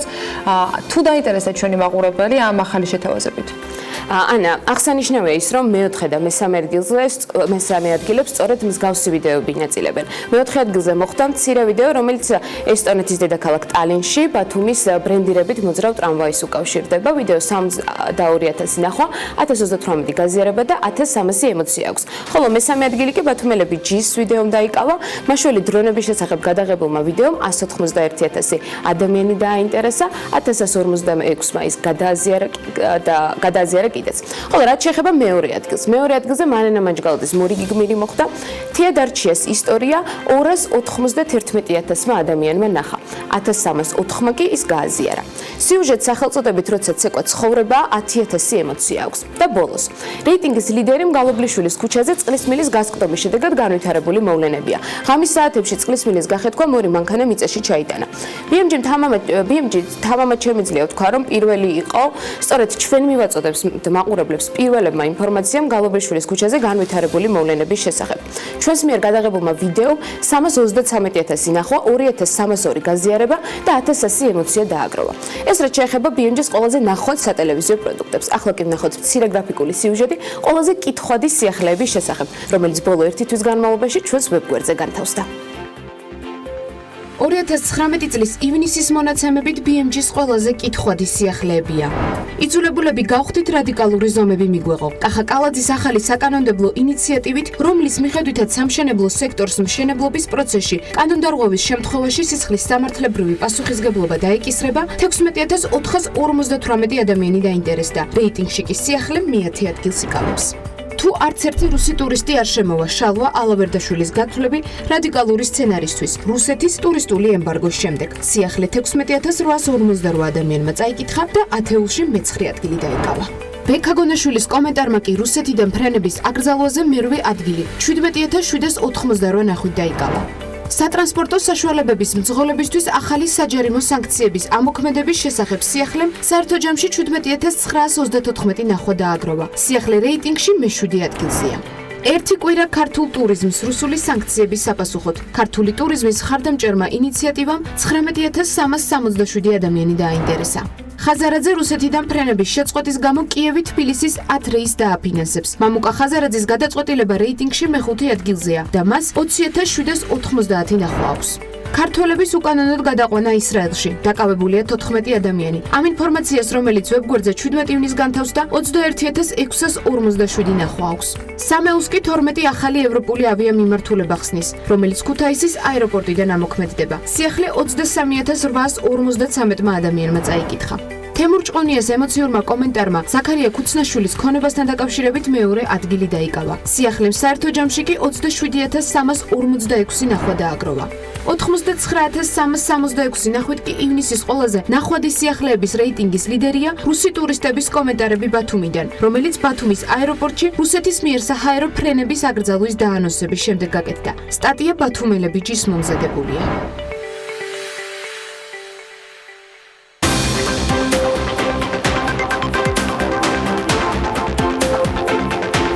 რუსული ავიასანქციების შემდეგ საქართველოში სომხეთიდან ტუროპერატორების აქტიურობას ელოდებიან. ტანსაცმლისა და უნიფორმების წარმომადგენელი კომპანია ელსელმა შემოდგომაზე დამატებით 90 ადამიანს დაასაქმებს ზაფხულის სეზონის საწარმოს გაფართოებას და სარემონტო სამუშაოებს დაეთმობა. შემოდგომიდან კი წარმოებასთან ერთად საერთაშორისო ბრენდებთან მოლაპარაკებები განახლდება.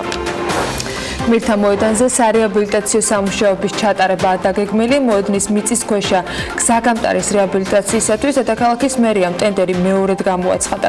სატენდერო პირობების მიხედვით წინადადებების მიღება 14 ივლისს დაიწყება და 19-ში დასრულდება. შესყიდვის სავარაუდო ღირებულება კი 3,953,094 ლარია. საქართველოს ეროვნული ბანკის თვის მიმოხილვის მიხედვით მაისში ვადაგადაცილებული სესხები 5,600,000 ლარით გაიზარდა და 499,300,000 ლარს გაუტოლდა. მათი წილი კომერციული ბანკების საკრედიტო პორტფელში 1,8% იყო. ვადაგადაცილებული სესხების 42,2% ეროვნული ვალუტით არის დენომინირებული. საანგარიშო პერიოდში მთლიანი საკრედიტო პორტფელის დოლარიზაციის მაჩვენებელი კი 6% პუნქტით გაიზარდა და 56,4% გახდა. 2019 წლის მაისში წინა თვესთან, ანუ აპრილთან შედარებით კომერციული ბანკების მიერ ლარში გაცემული სესხების მოცულობა 262 მილიონი ლარით, ხოლო უცხოურ ვალუტაში გაცემული სესხები 85 მილიონი დოლარით გაიზარდა. ლარის კურსის გაუფასურების გამო ლარში გამოსახული უცხოური ვალუტით სესხები 704 მილიონი ლარით არის გაზრდილი. 1 ივნისის მდგომარეობით ორივე ვალუტაში ერთად 27,900 მილიონი ლარის სესხებია ბანკების მიერ გაცემული. აქედან 12,100 მილიონი ლარში, მაისში ბანკების მიერ გაცემული საუხმარებლო სესხები კი 43,5 მილიონი ლარით გაიზარდა. ზრდა ძირითადად ლარში გაცემულ გრძელვადიან სესხებზე მოდის. ბოლო 1 წელიწადში ლარში გაცემული სესხები 1,7 მილიონი ლარით არის მომატებული, ხოლო უცხოურ ვალუტაში გაცემული სესხები 511 მილიონი დოლარით. საერთო სესხებში უცხოურ ვალუტაში გაცემული სესხების წილი 56,9%-ზე ფიქსირდება. ერთი წლის წინ ეს მაჩვენებელი 54,9% იყო. ეროვნული ბანკის გადაწყვეტილებით კომერციულ ბანკებს ინფორმაციის გამჟღავნების ვალდებულება გადაუვადათ. ამასთან დაკავშირებით ეროვნული ბანკის პრეზიდენტის 25 ივნისის ბრძანებაში აღნიშნული.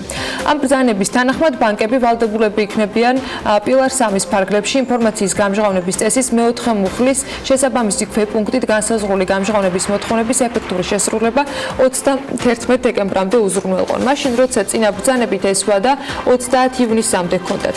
რაც შეეხება ამ წესის შესაბამის პუნქტს, საუბარია სესხებზე ძირითად ინფორმაციაზე, როგორც არის სასესხო პორტფელის ძირითადი მახასიათებლების ზოგადი მიმოხილვა, საბალანსო და ბალანსგარეშე ელემენტების საკრედიტო ხარისხის შესახებ ყოვლის მომცველი ინფორმაცია. ინფორმაცია სესხებზე ყოველთვიური გადახდების შემოსავალთან შეფარდების და უზრუნველყოფის კოეფიციენტების შესახებ, სესხის მომსახურების კოეფიციენტებთან დაკავშირებული ინფორმაცია სექტორების და საცალო პროდუქტების მიხედვით.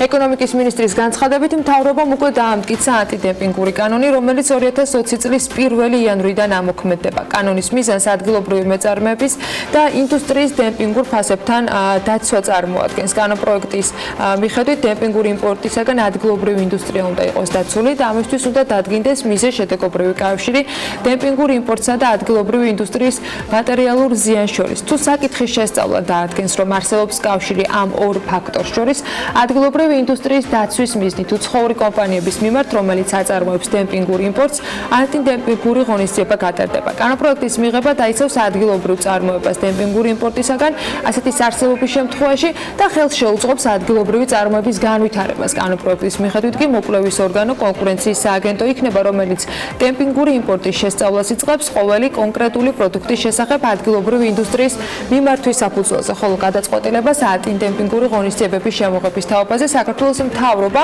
კონკურენციის სააგენტოს დასკვნის მიხედვით.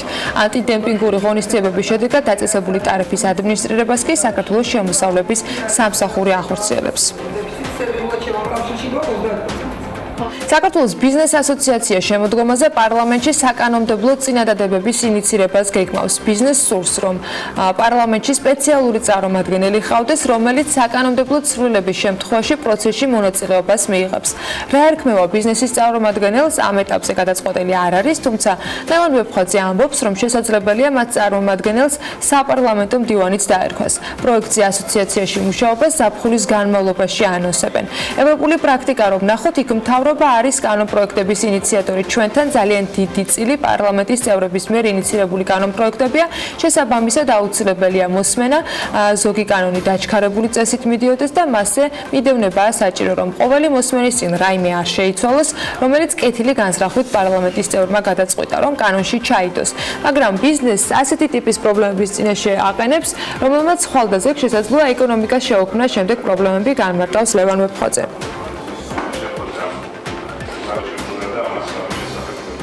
ექსპლუატაციაში მიღებულ შენობებზე ამნისტიის გამოცხადების გარდა 2007 წლამდე უნებართოდ აშენებული ობიექტების ლეგალიზება იგეგმება. ამას საქართველოს სივრცის დაგეგმარების არქიტექტურული და სამშენებლო საქმიანობის კოდექსში დაანონსებული ცვლილებების პროექტი ითვალისწინებს, რომელიც პარლამენტს უკვე წარადგინა. კოდექსში შესატანი ცვლილებების მიხედვით მშენებლობის ნებართვების გამცემი ორგანო უფლებამოსილი ხდება განახორციელოს 2007 წლის 1 იანვრამდე უნებართოდ ან პროექტის დარღვევით აშენებული ობიექტების ან მათი ნაწილების ლეგალიზება. ასევე 2007 წლის 1 იანვრამდე დაწყებული და დაუმთავრებელი ობიექტების დასრულებისათვის განსაზღვროს ვადა და განახორციელოს მათი შემდგომი ლეგალიზება. უნებართოდ და პროექტის დარღვევით აშენებული ობიექტების ან მათი ნაწილების ლეგალიზების წესსა და პირობებს. ასევე 2007 წლის 1 იანვრამდე დაწყებული და დაუმთავრებელი ობიექტების დასრულების ვადას დაამტკიცებს მთავრობა.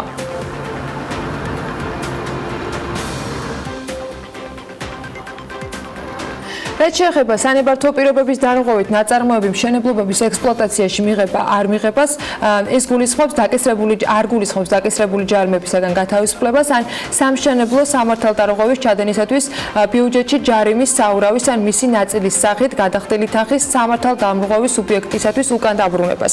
საქართველოს სივრცის დაგეგმარების არქიტექტურული და სამშენებლო საქმიანობის კოდექსში დაგეგმილი ცვლილებების ეს ნაწილი იმას ნიშნავს, რომ თუ კონკრეტული ობიექტი მიღებული იქნება ექსპლუატაციაში და ამასთანავე მას სამშენებლო სამართალდარღვევებისათვის დაკისრებული აქვს შესაბამისი ჯარიმა საურავებით, მას ჯარიმები არ მოეხსნება და გადახდა კანონმდებლობით დადგენილი წესით განხორციელდება. უკვე დასრულებულ, თუმცა ექსპლუატაციაში მიუღებელ შენობებზე ამნისტიის გამოცხადებასთან დაკავშირებული საკანონმდებლო პაკეტი პარლამენტშია ინიცირებული. ექსპლუატაციაში მიღება იმ ობიექტებს შეეხება, რომელზეც გაცემული არის მშენებლობის ნებართვა 2019 წლის 15 მაისის მდგომარეობით. მშენებლობა კი დამთავრებულია. პარლამენტის დარგობრივი ეკონომიკის და ეკონომიკური პოლიტიკის კომიტეტის თავმჯდომარე რომან გაკულია მიიჩნევს, რომ რუსეთისაგან საქართველო ყველაფერს უნდა ელოდოს. ასეთი იყო მისი პასუხი კითხვაზე, რამდენად არის მოსალოდნელი ავიასანქციების შემდეგ რუსეთისაგან სხვა მიმართულებით ემბარგოს დაწესება. რუსეთისგან ყოველთვის და ყველაფერს უნდა ველოდოთ და გრძელვადიან პერიოდში ეს შეიძლება უკეთესიც იყოს, მაგრამ ყისრად ეს პრობლემებს გამოიწვევს. საკმაოდ შეგვიტყუა რუსეთის ბაზარმა და აქედან გამომდინარე ვნახოთ, როგორ განვითარდება მოვლენები, თუმცა მათ მიმართ ჩამოყალიბებული განწყობები მსოფლიოში შესაძლოა იქნას მათ მიერ გათვალისწინებული და ვფიქრობ ასეთ სასახად თქმა, რომ აუცილებლად მივიღებთ დარტყმას არ იქნება სწორი. ჩვენ სამწუხაროდ საგარეო და საშინაო პოლიტიკას ჰარმონიზებულად ვერასოდეს წარმართავთ ხოლმე და ჯერჯერობით ამ ეტაპზე ვართ, ამბობს გაკულია. მივიღოთ საერთაშორისო კომიტეტზე, ან შეგვიძლია ამ დათქმით მივიღოთ, რომ თუ ეს არ იქნება ვარიანტი. საქსტატის მონაცემებით 2019 წლის იანვარ-მაისში საქართველომ ჯამურად $27,115,600 ღირებულების ელექტროენერგია შეიძინა. ეს მაჩვენებელი 2018 წლის ამავე პერიოდის მონაცემს თუ შევადარებთ, 10.8%-ით ჩამოუვარდება. ელექტროენერგეტიკული ბაზრის ოპერატორის მონაცემებით 2019 წლის იანვარ-მაისის პერიოდში ქვეყანაში 614 მილიონ 101,000 კილოვატ-საათის მოცემულობის ელექტროენერგიის იმპორტი განხორციელდა, რაც გასული წლის ანალოგიური პერიოდის მაჩვენებელზე 4.8%-ით მეტია. აიგრუპში შემავალი კომპანია Energy წლის ბოლომდე საქართველოში ელექტრომობილების 300 სადგურის დამონტაჟებას გეგმავს, მომდევნო წლებში კი მათი რაოდენობა 3000-მდე გაიზრდება. კომპანია აიქარი, რომელიც ქუთაისში ელექტრომობილების წარმოებას იწყებს, პარალელურად ელექტრომობილებისათვის საჭირო ინფრასტრუქტურის განვითარებაზეც იმუშავებს. iPower ეს არის მზის პანელებიდან ელექტროენერგიის წარმოება, ეკოლოგიურად სუფთა ენერგიის წყარო. უკვე არსებულ სადგურებზე კი გამოვიმუშავებთ 5 მეგავატ ელექტროენერგიას წლის ბოლომდე, მომდევნო 5 წლის განმავლობაში 50 მეგავატამდე გაიზრდება ეს მონაცემი, ამბობს აიქარის გენერალური დირექტორი. აჭარა ჯგუფი მიმდინარე წლის 18 ივლისს ამერიკაში ნიუ-იორკში სპეციალურად სასტუმრო რუმსის მოწყობისათვის საჭირო შენობების შესარჩევად მიემგზავრება. BMG-სთან საუბრისას აჭარა ჯგუფის აღმასრულებელმა დირექტორმა განაცხადა, რომ ამ ეტაპზე პარტნიორებთან ერთად რამდენიმე შენობა უკვე შერჩეული აქვთ. იმედია ჩამოვყალიბდებით საბოლოო შენობაზე და მუშაობას დავიწყებთ. თუმცა ამ დროისათვის მხოლოდ შენობის შესარჩევად მივდივართ, განმარტავს ვალერი ჩეხერია და მისი განცხადებითვე ამერიკის ბაზარზე ქართული ბრენდის გასატანად გუნდი აქტიურად მუშაობს. რუსეთის მხრიდან დაწესებული ეგრეთ წოდებული ტურისტული ემბარგო არ შეგვაშინებს, ხოლო იმ სასტუმროებს და პროექტებს, რაც აჭარა ჯგუფს დაგეგმილი აქვს, საფრთხე არ შეექმნება, განმარტავს ვალერი ჩეხერია. შაბათს საქართველოს პოსტის ცენტრალურ ოფისთან საპროტესტო აქცია მოეწყო, სადაც ადამიანები საქართველოს პოსტის სერვის ცენტრის დამატებას მარჯანიშვილთან ახლოს ცენტრალურ რაიონში თხოვდნენ. მთავარი პრობლემა კი იტალიიდან გამოგზავნილ ამანათებზეა, რადგან ხშირად ისინი სხვა კომპანიას შემოაქვთ ქვეყნის ტერიტორიაზე და არ იცავენ არც ნივთის უსაფრთხოებას და არც მომხმარებლის ინტერესს. რომელ კომპანიაზეა საუბარი, როგორ დასრულდა საპროტესტო აქცია და რაზე შეთანხმდნენ პოსტის ხელმძღვანელებთან ერთად აქციის მონაწილეები, მარიამ ადამიანი მოგუყვება. საქართველოში მოსახლეობის უმეტესი ნაწილი უცხოეთიდან გამოგზავნილ ამანატს არა საქართველოს პოსტით, არამედ სხვა კომპანიების მეშვეობით იღებს, რომლებიც ოპერირებენ საქართველოს ბაზარზე და არღვევენ საერთაშორისო კონვენციის ნორმებს, რომლებსაც საქართველოს პოსტა ზედმიწევნით იცავს, ისევე როგორც ბევრი სხვა საფოსტო ოპერატორი, რომლებიც მომხმარებლებს სერვისს საქართველოს ბაზარზე სთავაზობენ. შედეგად კი ქვეყნის ტერიტორიაზე ხდება საკმაოდ დიდი რაოდენობის ეგრეთ წოდებული საფოსტო გზავნილი, რომლებიც საერთოდ არ ფიქსირდება საზღვრის გადაყვანისას, არ არის დაცული არც უსაფრთხოების ნორმები და არც მომხმარებლის ინტერესი. ეს კი იწვევს გარკვეულ პროტესტს ადამიანებში და საბოლოოდ მდგომარეობა საპროტესტო აქციამდე მივიდა. დღეს აქ მოსვლის მთავარი მიზანი იყო ის რომ სურვილი გვაქვს, ვისაც გვყავს ახლობლების საზღვარგარეთ, განსაკუთრებით იტალიაზე ამ შემთხვევაში აქცენტი გადატანილი, გვინდა რომ ამანათები ავიღოთ საქართველოს პოსტაში. ანუ ეს ორგანიზაცია არის ძალიან ორგანიზებული, მოწესრიგებული და გვინდა რომ ამანათები ავიღოთ საქართველოს პოსტაში. ეს არის ჩვენი ერთადერთი მოთხოვნა. ამბავი არის ის, რომ არასრულყოფილი კანონმდებლობის გამო ადამიანები წლების განმავლობაში სარგებლობენ კომპანიით, რომელსაც საქართველოში გზავნილი ნახევრად კანონიერი გზით შემოაქვს და ატყუებს მოსახლეობას. თითქოს ისინი საქართველოს პოსტით სარგებლობენ. ეს არაკეთილსინდისიერ ბიზნესმენს საშუალებას აძლევს აღურიცხავად დატოვოს ის ეკონომიკური საქმიანობა, რომელსაც ეწევა ქვეყნის ტერიტორიაზე. თუმცა რეალურად მათ არანაკლები გზავნილი აქვთ შემოტანილი ქვეყანაში, სწორედ აღნიშნული არაკანონიერი გზით, ვიდრე საქართველოს პოსტას, ხოლო ბიუჯეტში გადახდები არ აღემატება 1500 ლარს. აქამდე იყო მარჯანიშვილზე აღმაშენებლის თუ 44 ნომერში, როგორც თუ 46 ნომერში, მაგრამ არის მაინც ჯერჯერობით რომ დაიხურა და გადაგვინაწილეს ზოგს გლდანში, ზოგს ვარკეთილში და ჩვენ რომელიც ვცხოვრობთ, ახლა მე მაგალითად სვანეთისგან ვერ წამოვალ და ვერ ვეძიები ჩემს ამანათს ვერც ვარკეთილში და ვერც გლდანში. ამიტომ ჩვენი სამართლიანი მოთხოვნა, თხოვნა შეიძლება ასეთ ჩაითვალოს, რომ ამანათები ავიღოთ საქართველოს პოსტის მთავარ კომპანიაში. აქციის მონაწილეებს საქართველოს პოსტის გენერალური დირექტორი ლევან ჩიკვაიძე შეხვდა და მათ დაჰპირდა, რომ ყველა საჭირო ზომას მიმართავს იმისათვის, რომ საპოსტო გზავნილების სრულად საერთაშორისო ნორმების გათვალისწინებითა და დაცვით იქნას შემოტანილი ქვეყნის ტერიტორიაზე და გადაცემული ადრესატებისთვის. საქართველოს პოსტა გამომდინარე იქიდან, რომ გახლავთ ეროვნული ოპერატორი საქართველოს ტერიტორიაზე იღებს პასუხისმგებლობას და დღეს მეც ამ ადამიანებს შევკვირდი, რომ საქართველოს პოსტა გააკეთებს ყველაფერს იმისთვის, რომ მათი საპოსტო გზავნილი სრულად საერთაშორისო ნორმების გათვალისწინებით და დაცვით იქნას შემოტანილი ქვეყნის ტერიტორიაზე და გადაცემული ადრესატისთვის. ამისთვის საქართველოს პოსტას დაჭირდება სხვადასხვა ორგანოების ხარდაჭერა და ესეთი ორგანოები გახლავთ საბაჟო და შემოსავლების სამსახური. საქართველოს პოსტა მუშაობს პროექტზე ემიგრანტებთან დაკავშირებით, რაც გულისხმობს საოპერაციო ხარჯებიდან გამომდინარე მინიმალური ტარიფების დადგენას. პირველ ეტაპზე გათვალისწინებული იყო საბერძნეთის მიმართულება, თუმცა შექმნილი ვითარებიდან გამომდინარე იტალიას უფრო მეტი პრობლემა აქვს და შესაძლოა პრიორიტეტები ჩანაცვლდეს. განსაკუთრებით ყურადღება მისაქცევი საქართველოსთან იტალიისკენ და საბერძნეთისკენ გზავნილების ღირებულებაზე, რომელიც დღეს ძალიან მაღალი ტარიფია და საქართველოს პოსტა ყველაფერს იზავს იმისთვის, რომ დაბალ ტარიფად მოახერხოს სამგზავრნელის მოხვედრა ადრესატთან. გარდა ამისა, საქართველოს პოსტა ბაზარზე არსებული პრობლემების გადაჭრის პარალელურად ფართოვდება და დედაქალაქში კიდევ 3 სერვის ცენტრს ამატებს. ერთი იქნება ვარკეთილში, მეორე რუსთაველზე, მესამე კი დიღმის მასივში. მშენებლობის სექტორი შემცირებას განაგრძობს. ეკონომიკური ზრდის განახლებული მონაცემები საქსტატმა პარასკევს გვამცნო. წინასწარი შეფასებით 2019 წლის მაისში წინა წლის შესაბამის პერიოდთან შედარებით რეალური მთლიანი შიდა პროდუქტის ზრდა 4,7% იყო, ხოლო 2019 წლის პირველი 5 თვის საშუალო რეალური ზრდა 4,9%-ით განისაზღვრა. ძირითადი გავლენის სფეროები და სექტორები უნდა მიმოვიხილოთ ახლა ეთერში ჩვენ სტუმართან ერთად. შემოგვიერთდა გოგიტა თოთრაძე, საქსტატის აღმასრულებელი დირექტორი და მადლობა მას, რომ დილიდან ჩვენთან ერთად არის. მოგესალმებით ბატონ გოგიტა. პრესკონფერენციას პრინციპში სრულად უსმენთ, მაგრამ საქმიანი დილის მაყურებლისათვის მოდით კიდევ ერთხელ ჩავშალოთ მონაცემები, რომელიც მაისის თვეს უკავშირდება. ეკონომიკური ზრდის მაჩვენებელი 4,7 მაისის და პირველი 5 თვის 4,19%. მშენებლობის სექტორი კვლავ კლებას განაგრძობს. შეიცვალა თუ არა რაიმე ფაქტორი, თუ აქ ისევ გვაქვს მიმდინარე შახტენიზის პროექტი და ასე შემდეგ. რა იქონია გავლენა ამ შემცირების და კლების ტენდენციებს? მოგესალმებით კიდევ ერთხელ, მივესალმებით თქვენს მაყურებელს, მადლობას გიხდით მოწვევისთვის. როგორც აღნიშნეთ, მშენებლობის სექტორი ერთ-ერთი დარგი გახლავთ, თუმცა გარდა ამისა სხვა დარგებში შეინიშნებოდა კლების ტენდენცია. და ძირითადად მოდი მივიღოთ ნაწილობრივ, იმიტომ ყველასთან დაკავშირებით გააკეთეთ თქვენ ფაქტობრივად განმარტება და დღესაც მინდა რომ შევაჭამოთ ეს ნაწილი. დიახ. ესე იგი მშენებლობის დარგში შემცირების ტენდენცია ძირითადად შეინიშნება შენობების, საერთო მშენებლობის, ასევე მაგისტრალური მილსადენების, ელექტროგადამცემი და კავშირგაბმულობის ბოძების მშენებლობის მიმართულებით.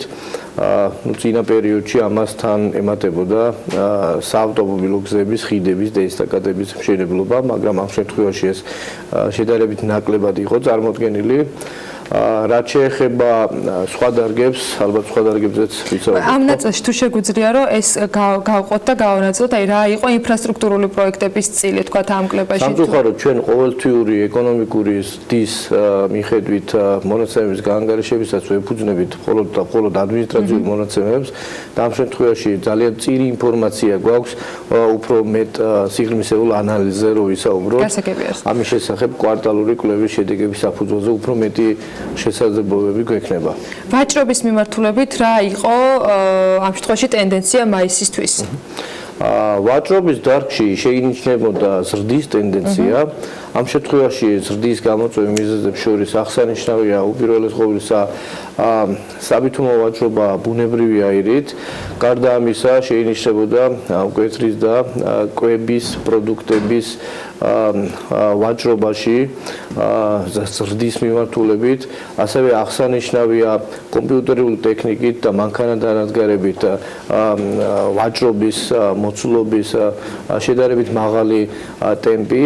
უნდა აღინიშნოს, რომ 75%-ით გაიზარდა დაახლოებით სუბუქი ავტომობილების რეექსპორტი სხვადასხვა ქვეყნებში. ასევე თუ გავითვალისწინებთ იმასაც, რომ დაახლოებით 18%-ით გაიზარდა ტურისტული ვიზიტების რაოდენობა, ეს დარგი გარკვეულ გავლენას ახდენს ვაჭრობის დარგზეც და დადებითი ტენდენციები შეაქვს აღნიშნულ დარგში. შეკლება იყო სამთო-მოპოვებითი მიმართულებითაც, მისი გავლენა და ეფექტი რამდენად მსხვილი იყო? არც ისე მსხვილია, თუმცა თავიდანვე უნდა გაუსვათ ხაზი იმას, რომ მშენებლობის დარგში განვითარებული ტენდენციები გარკვეულწილად აისახება სამთავრობოებითი მრეწველობის დარგზე. რატომ? იმიტომ რომ ეს გახლავთ პრაქტიკულად ნედლეული სამშენებლო პროცესებისთვის, ხო? და აქედან გამომდინარე თუ კლების ტენდენცია გვაქვს სახეზე, მშენებლობის დარგში ხშირ შემთხვევაში სამთავრობოებითი მრეწველობის დარგი იგივე ტენდენციით ხასიათდება. რაც შეეხება კომუნალურ მომსახურებებს, წეგან ვახსენს ის მონაცემები, რაც უკავშირდება ელექტროენერგიის შესყიდვას, რამდენად დიდი არის აგზრდა, რამდენად შეიძლება ვისაუბროთ რაიმე განსხვავებულ რეალობაზე, რის გამოც მაისში მოგვიწია იმპორტი ამ მიმართულებით რომ გაზრდილიყო. ეს გახლავთ ელექტროენერგიის, ბუნებრივი აირის, წყლის წარმოებისა და განაწილების სექტორი. ამ მიმართულებით ჩვენ ამ შემთხვევაში დადებითი ტენდენცია ჰქონდა, რამაც დადებითი წვლილი შეიტანა მაისის ეკონომიკურ ზრდაში და გზდის ერთ-ერთ გამოწვევ მიზეზებს შორის ჰიდროელექტროსადგურების მიერ შედარებით მეტი მოცულობის ელექტროენერგიის წარმოება სახელდება. დაახლოებით 6.6%-ით გაიზარდა ჰიდროელექტროსადგურების მიერ ელექტროენერგიის წარმოება. რაც შეეხება კომუნალური, სოციალური და პერსონალური მომსახურების ხაზებას, ეს საერთოდ სხვა სექტორია, ამ შემთხვევაში პირიქით კლების ტენდენცია შეინიშნებოდა და ამ კლების გამოწვევ ერთ-ერთ მიზეზს შორის აღსანიშნავი იყო ის, რომ შემცირდა აზარტულ და ფულზე თამაშებთან დაკავშირებული კომპანიების გამოშვების მოცულობა.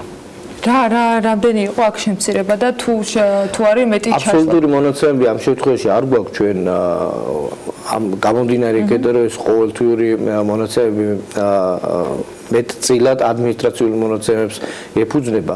ამის შესახებ ჩვენ კვარტალური კვლევისაც შეგვეძლება უფრო მეტად საუბარი. თუ შეგვიძლია მაისისთვის ეკონომიკური ზრდის მაჩვენებელი ავხსნათ ჯამურად. ჩვენ სექტორებს კი ჩავყავით, მაგრამ ავხსნათ რა იყო ძირითადი ფაქტორები, რა გარემოები მოქმედება მშენებლობაზე, იმიტომ დავიწყო საუბარი, რომ მშენებლობასთან დაკავშირებით ძალიან ბევრი ინფორმაცია სითხოს, მათ შორის უშუალოდ სამშენებლო სექტორი იმ რეგულაციიდან გამომდინარე, რომელიც უკავშირდება ეროვნული ბანკის გადაწყვეტილებას პირველი იანვრიდან ამოქმედებულ სესხებზე და აი ამ მონაცემების ვთქვათ გამოყოფა ვცდილობთ ხოლმე, მაგრამ მთლიანი მაისის თვე მინდა რომ ეხა შევაჯამოთ რა იყო ძირითადი დადებითი და უარყოფითი ფაქტორები, რომელმა სექტორებმა ითამაშა უფრო დიდი წვლილი.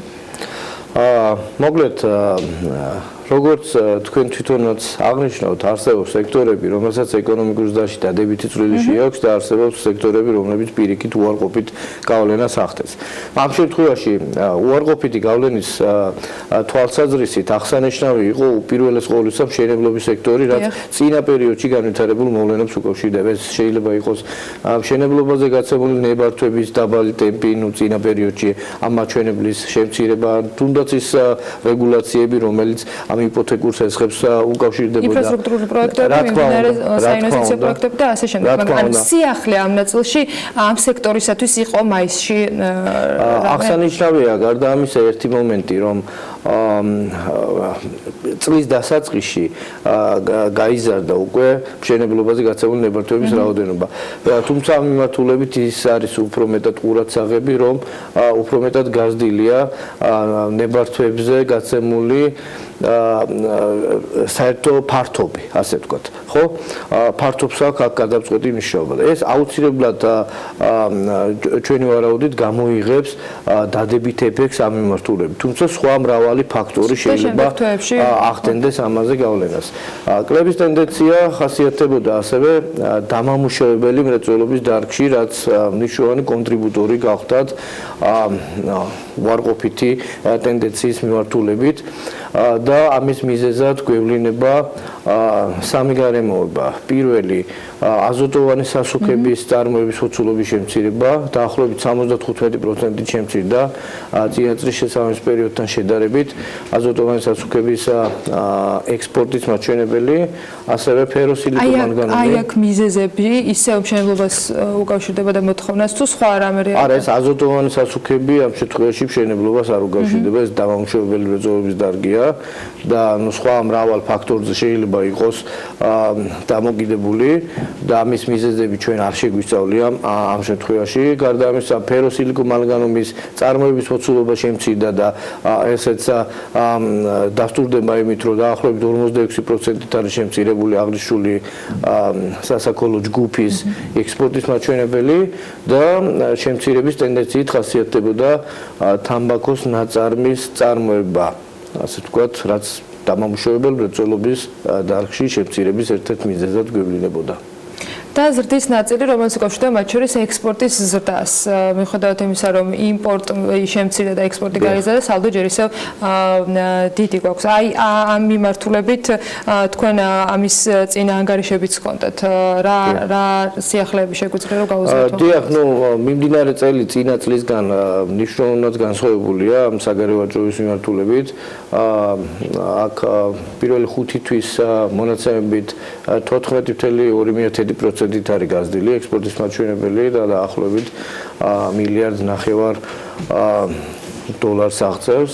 რაც შეეხება ექსპორტს, 3.6 იმპორტს უკაცრავად 3.6% შემცირდა და $3.5 მილიარდი დოლარის ფარგლებშია. დიდი მადლობა. მადლობა საინტერესო მიმოხილვისათვის. გოგიტა თოტრაძე, საქსატის აღმასრულებელ დირექტორის მასპინძლობდით საქმიანი დილის ეთერში. მცირე სარეკლამო პაუზის შემდეგ დაგიბრუნდებით რამდენიმე წუთში.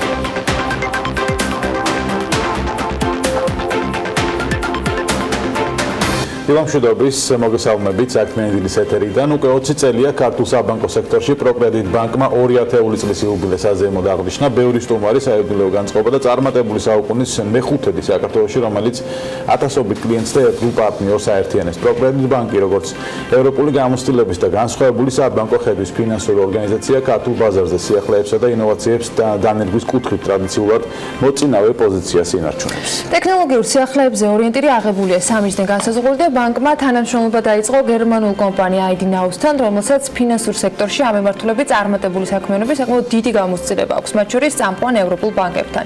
საქართველოში ახალი სერვისი ქართული და ევროპული რეგულაციების შესაბამისობით მაღალი სტანდარტებით და ინოვაციური ტექნოლოგიების გამოყენებით დაინერგება. რა სერვისებს საუბრობთ, ამას ჩვენი სტუმრები გვეტყვიან. ნათია თხილაიშვილი, პროგრედიტ ბანკის დირექტორი და ალექსანდრ მაიერი, ID-Now-ს წარმომადგენელი არიან ჩვენთან ერთად. მოგესალმებით და მადლობა ამის რომ ხართ ჩვენთან ერთად. ვიცი რომ სიახლეები გექნებათ, ეს სიახლეები დაანონსებულია იუბილეზე, რა ინოვაციაზე ვსაუბრობთ, რა შესთავაზებს პროგრედიტი უახლოეს 20 წელი საკმაოდ მნიშვნელოვანი თარიღია ბანკის ოპერირებისთვის, გერმანული ბანკის ოპერირების საქართველოში, ამიტომ ჩვენ გადავწყვეტეთ, რომ განსხვავებული სიახლე შეგვეთავაზებინა ჩვენი მომხმარებლისთვის. ჩვენ წელიწად ნახევრის წინ დავნერგეთ direct banking-ის მომსახურება, რაც ნიშნავს ფიზიკური პირების დისტანციურ მომსახურებას. თუმცა გამომდინარე იქედან, რომ ჯერჯერობით ყველა პროდუქტით უზრუნველყოფილი დისტანციური მომსახურება ვერ იქნებოდა, არა მარტო იმიტომ, რომ ქართულ ბაზარზე არ არის მსგავსი ალტერნატივები, არამედ იმიტომ, რომ რეგულაციებიც უნდა გვიწყობდეს ხელს. ჩვენ დაველოდეთ და შევეცადეთ და გვეფიქრა, რა არის ყველაზე მნიშვნელოვანი დღეს და რა აკლია დღეს ქართულ მომხმარებელს. რაც და ამ გადაწყვეტილებამდე მივედით, მაშინ როცა ვნახეთ, რომ ერთ-ერთი ყველაზე დიდი სირთულეში ჩვენ ვაწყდებით ჩვენი მომხმარებლის აუცილებელ იდენტიფიკაციას. თან იდენტიფიკაცია უნდა მოხდეს უკვე ბანკის შენობაში თანამშრომლის მიერ. ამიტომაც ვიფიქრეთ, რა ალტერნატივა შეიძლება მოგვეძებნა ბაზარზე და გვჭირდებოდა დაცული, გამართული ტექნოლოგიური გადაწყვეტილება და ესეთი ტექნოლოგიური გადაწყვეტილება ჩვენ, რა თქმა უნდა, მივაგენით გერმანიაში, რომელიც უზრუნველყოფს თავისი სოფტვერით ჰოლოგრამის წაკითხვას, ვიდეო ბარათის ჰოლოგრამის წაკითხვას და სხვა დამცავი ნიშნების ამოცნობას და აბსოლუტურად იდენტური გახლავთ, როცა მომხმარებელი ზის პირისპირ და ჩვენი თანამშრომელი ამოწმებს ბარათს. რისთვის ვიყენებთ ახლა ამ სერვისებს? შეგვიძლია ვთქვათ, რომ ჩვენ ვიდეო იდენტიფიკაცია დავდერგეთ ორ ეტაპად, ნერგავთ ორ ეტაპად. პირველი იქნება არსებული კლიენტების და მომხმარებლის მომსახურება, ხოლო დაახლოებით 2 თვეში ჩვენ უკვე გადავალთ ანგარიშის გახსნაზე ახალი კლიენტების მათ შორის საზღვარგარეთ მყოფ ქართველებსაც საზღვარგარეთ მყოფ ქართველებსაც, ვისთვისაც ველიდური არის პასპორტი და პირადობის მოწმობა. რაც მათთვის ერთ-ერთი მთავარი პრობლემა იყო ხოლმე, როდესაც ისინი ვერ ახერხებდნენ ჩამოსვლათ ბანკში ანგარიშის გახსნას. ამისათვის თქვენ დაიწყეთ პარტნიორობა გერმანულ კომპანიასთან.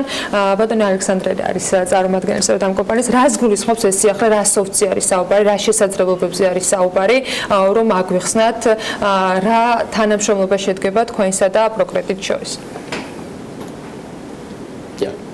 So actually, Progressive Bank is the first bank. Progressive Bank არის პირველი ბანკი, რომელსაც ასეთი უნიკალური სერვისი შემოაქვს ბაზარზე რეგიონში.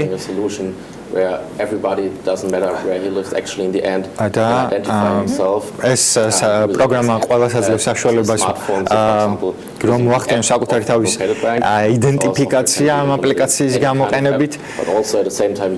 ამავდროულად თქვათ ლეპტოპის გამოყენების დროს არის შესაძლებელი პროგრამის სარგებლობა.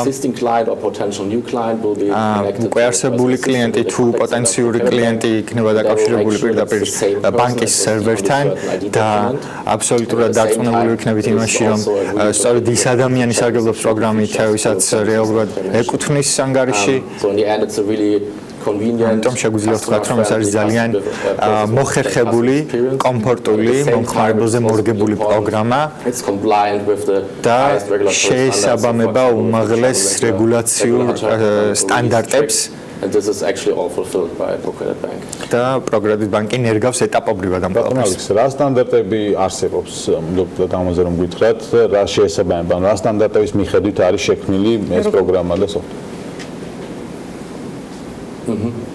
So as ID Now started in, so we were founded in 2012, and 2 years afterwards, such a solution 2012 წელს დაინერგა სტანდარტები, შემდგომ 2 წლის შემდეგ უკვე წარდგენილთა საზოგადოებისათვის ეს სტანდარტები კონკრეტული მიმართულებებით თუ როგორ უნდა გამოიყურებოდეს პროცესი, როდესაც კლიენტი ცდილობს იდენტიფიცირებას ამ პროგრამაზე დაყრდნობით.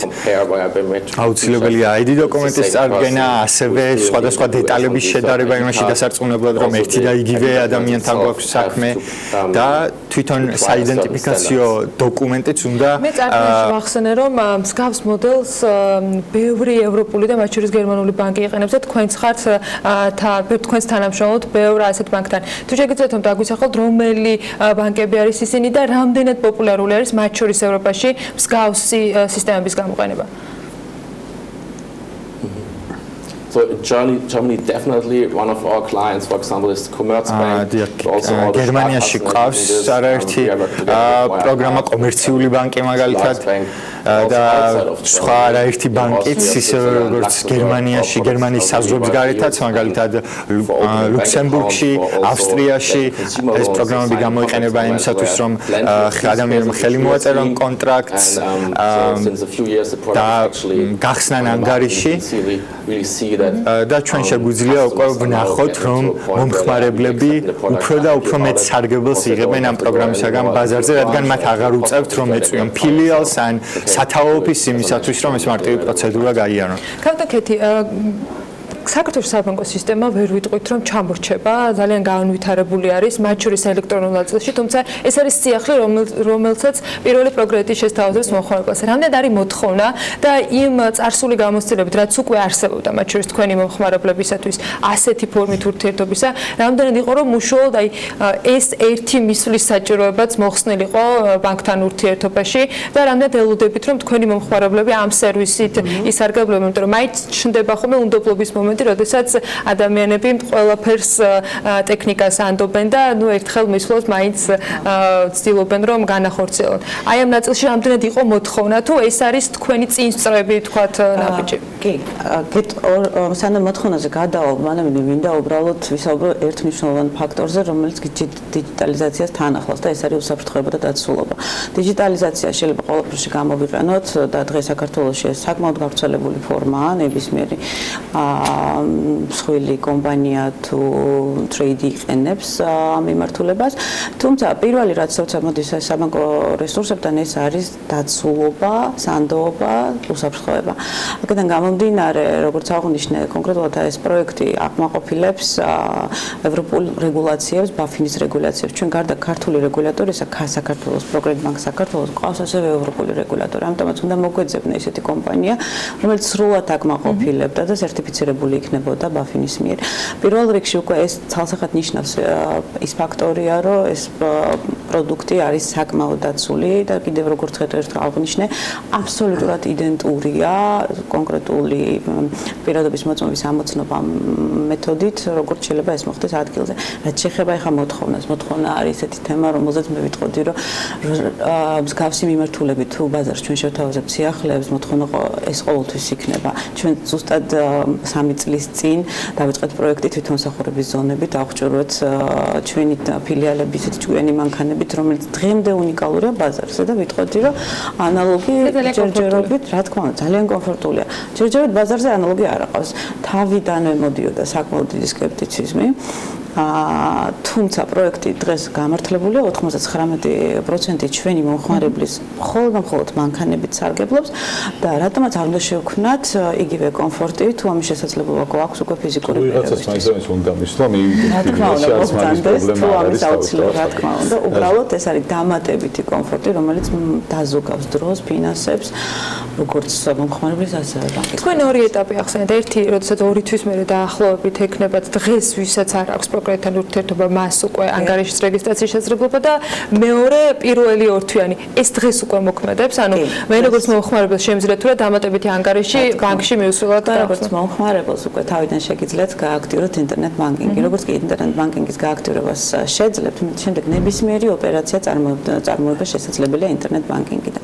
არსებული მომხმარებლებისთვის ჩვენ ასევე ვწვავებთ დავამატოთ სასესხო პროდუქტებიც, რომელიც მისცემს საშუალებას ზუსტად აი რეგულაციიდან გამომდინარე, რომ აუცილებელია მომხმარებელი ადგილზე მოვიდეს, შევძლებთ უკვე დისტანციურად მოვახსენოთ მისი იდენტიფიცირება და თუნდაც მაგალითისთვის რო ავიღოთ ოვერდრაფტი დავამტკიცოთ უკვე ონლაინ, ესეც არის ერთ-ერთი პროექტი, რომელსაც ვდებთ უკვე ID ჩვენს ვიდეო იდენტიფიკაციაში. ეხლა რა არის აუცილებელი იმისთვის, რომ მომხმარებელმა გააქტიუროს? მნიშვნელოვანია ჩამოწეროს ჩვენი აპლიკაცია, რომელსაც ქვია My Direct. My Direct-ის ჩამოწერის შემდეგ უკვე მომხმარებელს შეუძლია წამოიწყოს ვიდეო ზარი. დღეს პროგრამის მომხმარებელს რჩება თუ არა რამე რომელიმე მომსახურება, რომელსაც ის smartphone-ით ვერ გააკეთებს. ჯერჯერობით რჩება და ეს ახლავთ ბიზნეს ესხებით ცალსახად და ბიზნეს მომსახურება ცალსახად რჩება smartphone-ის გარეშე, იმიტომ რომ ეს სულ სხვა ტიპის კომუნიკაციას და ჩართულობას ადამიანურ რესურსს მოითხოვს და ჩვენ არ ვფიქრობთ ამ ნაწილის დიჯიტალიზაციას, იმიტომ რომ აქ ყოველთვის დარჩება აუცილებლობა თანამშრომლის და უშუალო კომუნიკაციის და ანალიზის. ფიზიკურ პირებს რაც შეეხება, რჩება ისეთი სესხები, რომელიც მოითხოვს გირაოს, მაგალითად იპოთეკური სესხები. დანარჩენი ჩვენ შეგვიძლია უკვე სრულად იყოს დიჯიტალიზებული. გაუტანოთ კიდევ ერთი ბოლოს შეჯამებისკენ წავიდეთ. მე ბევრჯერ მიხსენებია, რომ სხვა სიტყვაში ან საბანკო მომსახურებაც და კონკურენციაც გადასულია უკვე ამ დიჯიტალზე, ონლაინზე და ასე შემდეგ. თქვენი საომავლო გეგმები რა არის? გარდა იმისა, რომ ხდება გაციფრულება და მომსახურების შეთავაზება დისტანციურად მომხმარებლების. პროექტის საომავლო გეგმები რა არის სხვა ნაწილში?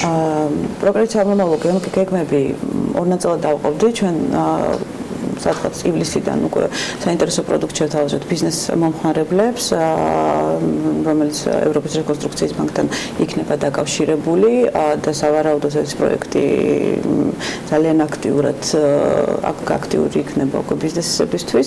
რაც შეეხება ფიზიკურ პირებს, მე გვიტყოდი, რომ ჩვენ აქცენტი მუდმივად დიჯიტალიზაციაზე გვექნება, იმიტომ რომ დღეს საბანკო სფეროში როგორც ესეთი საბანკო პროდუქტი ყველა არსებობს.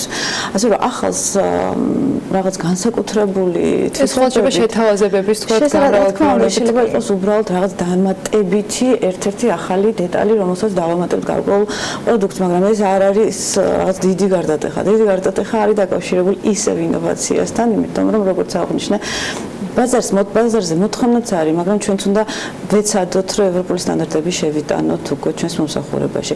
წლის ბოლომდე ორ პროექტს ვნერგავთ, ერთ-ერთი შემიძლია ახლა ვთქვა, მაგრამ მეორეს ჯერჯერობით დეტალების განთავსებით გავთ. აუცილებლად განვაახლებთ ჩვენს ინტერნეტ ბანკინგს როგორც ფიზიკური პირებისთვის, ასევე იურიდიული პირებისთვის. ესეც არის სადღაც სექტემბერში დაგეგმილი, რომელიც აბსოლუტურად განსხვავებულ მომსახურებებსაც შესთავაზებს კლიენტებს მიუხედავად იმისა, რაც დღეს არსებობს. ბატონო ალექს, შეჯამებისთვის ID Now-ს რა ფორმით შეუძლიათ თქვა ამ ინოვაციურ პროცესში დაეხმაროს პროგრამით ბანკთა ზოგადად ტენდენციაზეც რო გითხრათ, როგორ მიმდინარეობს დიჯიტალიზაცია მსოფლიოში. მოკლედ. Is it briefly? Okay. Yeah, so in the end we can really help them in getting more new clients. ID Now შეუძლია დაეხმაროს პროექტით ბანკს ახალი კლიენტების მოპოვებაში, ეს იქნება ერთი ნაბიჯი გეგმისა ჩვენ ასევე როგორც კომპანია ვავითარებთ ახალ პროდუქტს, რომელიც სხვა სფეროში უნდა გამოვიყენოთ, რა თქმა უნდა, ეს კეთდება იმისათვის, რომ ფეხი აუწყოთ ციფრულიზაციას. და კიდევ უფრო მეტ აქტიურობას ქართულ ბაზარზე პროექტისგან კი ველოდებით სიახლეს სექტემბერში უკვე ვიცით, რომ ძალიან კარგი ამბები გვექნება გასაზიარებელი. მადლობა თქვენ იმსაც, რომ ვიყავით ჩვენთან ერთად. ნათია თხილაიშვილს, პროგრამის ბანკის დირექტორს და ალექსანდრ მაიერს ID Now-ს წარმომადგენელს მასპინძლობთ საქმიანი დილის ეთერში. დღეიდან კი ერთიანი ეროვნული გამოცდები იწყება შეფასებისა და გამოცდების ეროვნული ცენტრის ორგანიზებით. პირველი საგამოცდო დღე სულ რამდენიმე წუთის წინ ოფიციალურად დაიწყო და ყველა აბიტურიენტისათვის ინდივიდუალური განრიგის მიხედვით ორ კვირაზე მეტხანს გაგრძელდება. აბიტურიენტებისათვის პირველი ნაკადის გახსნას ტრადიციულად თათია ჩაფეჩაძე არ გამოკლებია და სწორედ ის შემოგვიერთდება ახლა პირდაპირ ეთერში თათია დილამშვიდობისა. დილამშვიდობის კიდევ ერთხელ დიახ, მთელი ქვეყნის მასშტაბით დღეს ერთიანი ეროვნული გამოცდები 2019 ზუსტად 9 საათზე ქართული ენისა და ლიტერატურის გამოცდით დაიწყო. გამოცდები 11 ქალაქში 23 საგამოცდო ცენტრში მიმდინარეობს და წელს 41000-ზე მეტი აბიტურიენტია დარეგისტრირებული. ჩვენ ახლა ვიმყოფებით 103 საჯარო სკოლაში, სადაც ცოტა ხნის წინ განათლებისა და მეცნიერების მინისტრის მოადგილე ირინა აბულაძე და ასევე შეფასებისა და გამოცდების ცენტრის ხელმძღვანელი სოფო გორგოძე იმყოფებოდნენ. მათ ჩვენთან საუბრისას განაცხადეს, რომ ყველა საგამოცდო ცენტრში გამოცდები ხარვეზების გარეშე დაიწყო, საგამოცდო ცენტრები აღჭურვილია კონდიცირებით, ასევე მოწესრიგებულია სველი წერტილები, რაც შეეხება დაგვიანებების ფაქტებს, ასეთი ერთეული გამონაკლისები წელსაც დაფიქსირდა, თუმცა ამის შესახებ დეტალური ინფორმაცია ოდნავ მოგვიანებით გახდება ცნობილი. 2019 წლის გამოცდები დაიწყო, გამოცდები მიმდინარეობს 23 საგამოცდო ცენტრში, გამოცდების პირველი სესია 9 საათზე დაიწყო ყველა საგამოცდო ცენტრში. ცხადია არის ერთეული შემთხვევები, სადაც შესაძლოა აბიტურიენტმა დააგვიანა ან შეეშალა საგამოცდო ცენტრი და ყველას კიდევ ერთხელ მოუწოდებ, გადაამოწმონ საგამოცდო ბარათები. საგამოცდო პერიოდი დასრულდება 23 ივლისს ფიზიკის გამოცდით. შედეგების გამოქვეყნება დაიწყება 1 აგვისტოდან და ამ პერიოდში საგამოცდო ცენტრები იქნება სრულად მობილიზებული. საბედნიეროდ ამ ცენტრში 103 სკოლაში ვიმყოფებით, ეხლა არ აქვს დაგვიანებული აბიტურიენტები ჯერჯერობით, იმედია რომ არავინ არ დაიგვიანა და ეხლა არ მოვლენ, ასე რომ ჯერჯერობით ყველაფერი წესებისა და პროცედურების მიხედვით მიმდინარეობს. მოგვიანებით შემოგთავაზებ სტატისტიკას, თუ მთელი ქვეყნის მასშტაბით თქვათ რა იყო დაგვიანების პროცენტი. ჩვენ სხვა ცენტრებიდან ამ ეტაპზე გვაქვს ინფორმაცია, რომ ყველაფერი მშვიდად წყნარად მიმდინარეობს, ყველგან დაიწყო საგამოცდო პროცესი. ჩვენი ინფორმაციით ერთიანი ეროვნული გამოცდები ზუსტად ამ ფორმატით, ამ არჩევითი საგნებით არის ბოლოჯერ და უკვე მომდევნო წლიდან ცვლილებები შევა არჩევით და სავალდებულო საგნებში, როგორც დღეს ირინა აბულაძემ ჩვენი შეკითხვის საპასუხოდ განაცხადა, კონსულტაციები და განხილვები ცვლილებებთან დაკავშირებით დაიწყება 2019 წლის გამოცდების დასრულების შემდეგ, დაახლოებით 1 თვეში და უფრო დეტალური ინფორმაცია თუ რა ცვლილებებს განიცდის, იქ გახდება ცნობილი ოდნავ მოგვიანებით. სავარაუდოდ ეს იქნება კვლავ ცენტრალიზებული ფორმატში განსაკუთრებული ცვლილებების შეტანას არ გეგმავენ, თუმცა როგორც უკვე გითხარით, ცვლილებები შეეხება არჩევით და სავალდებულო საგნებს.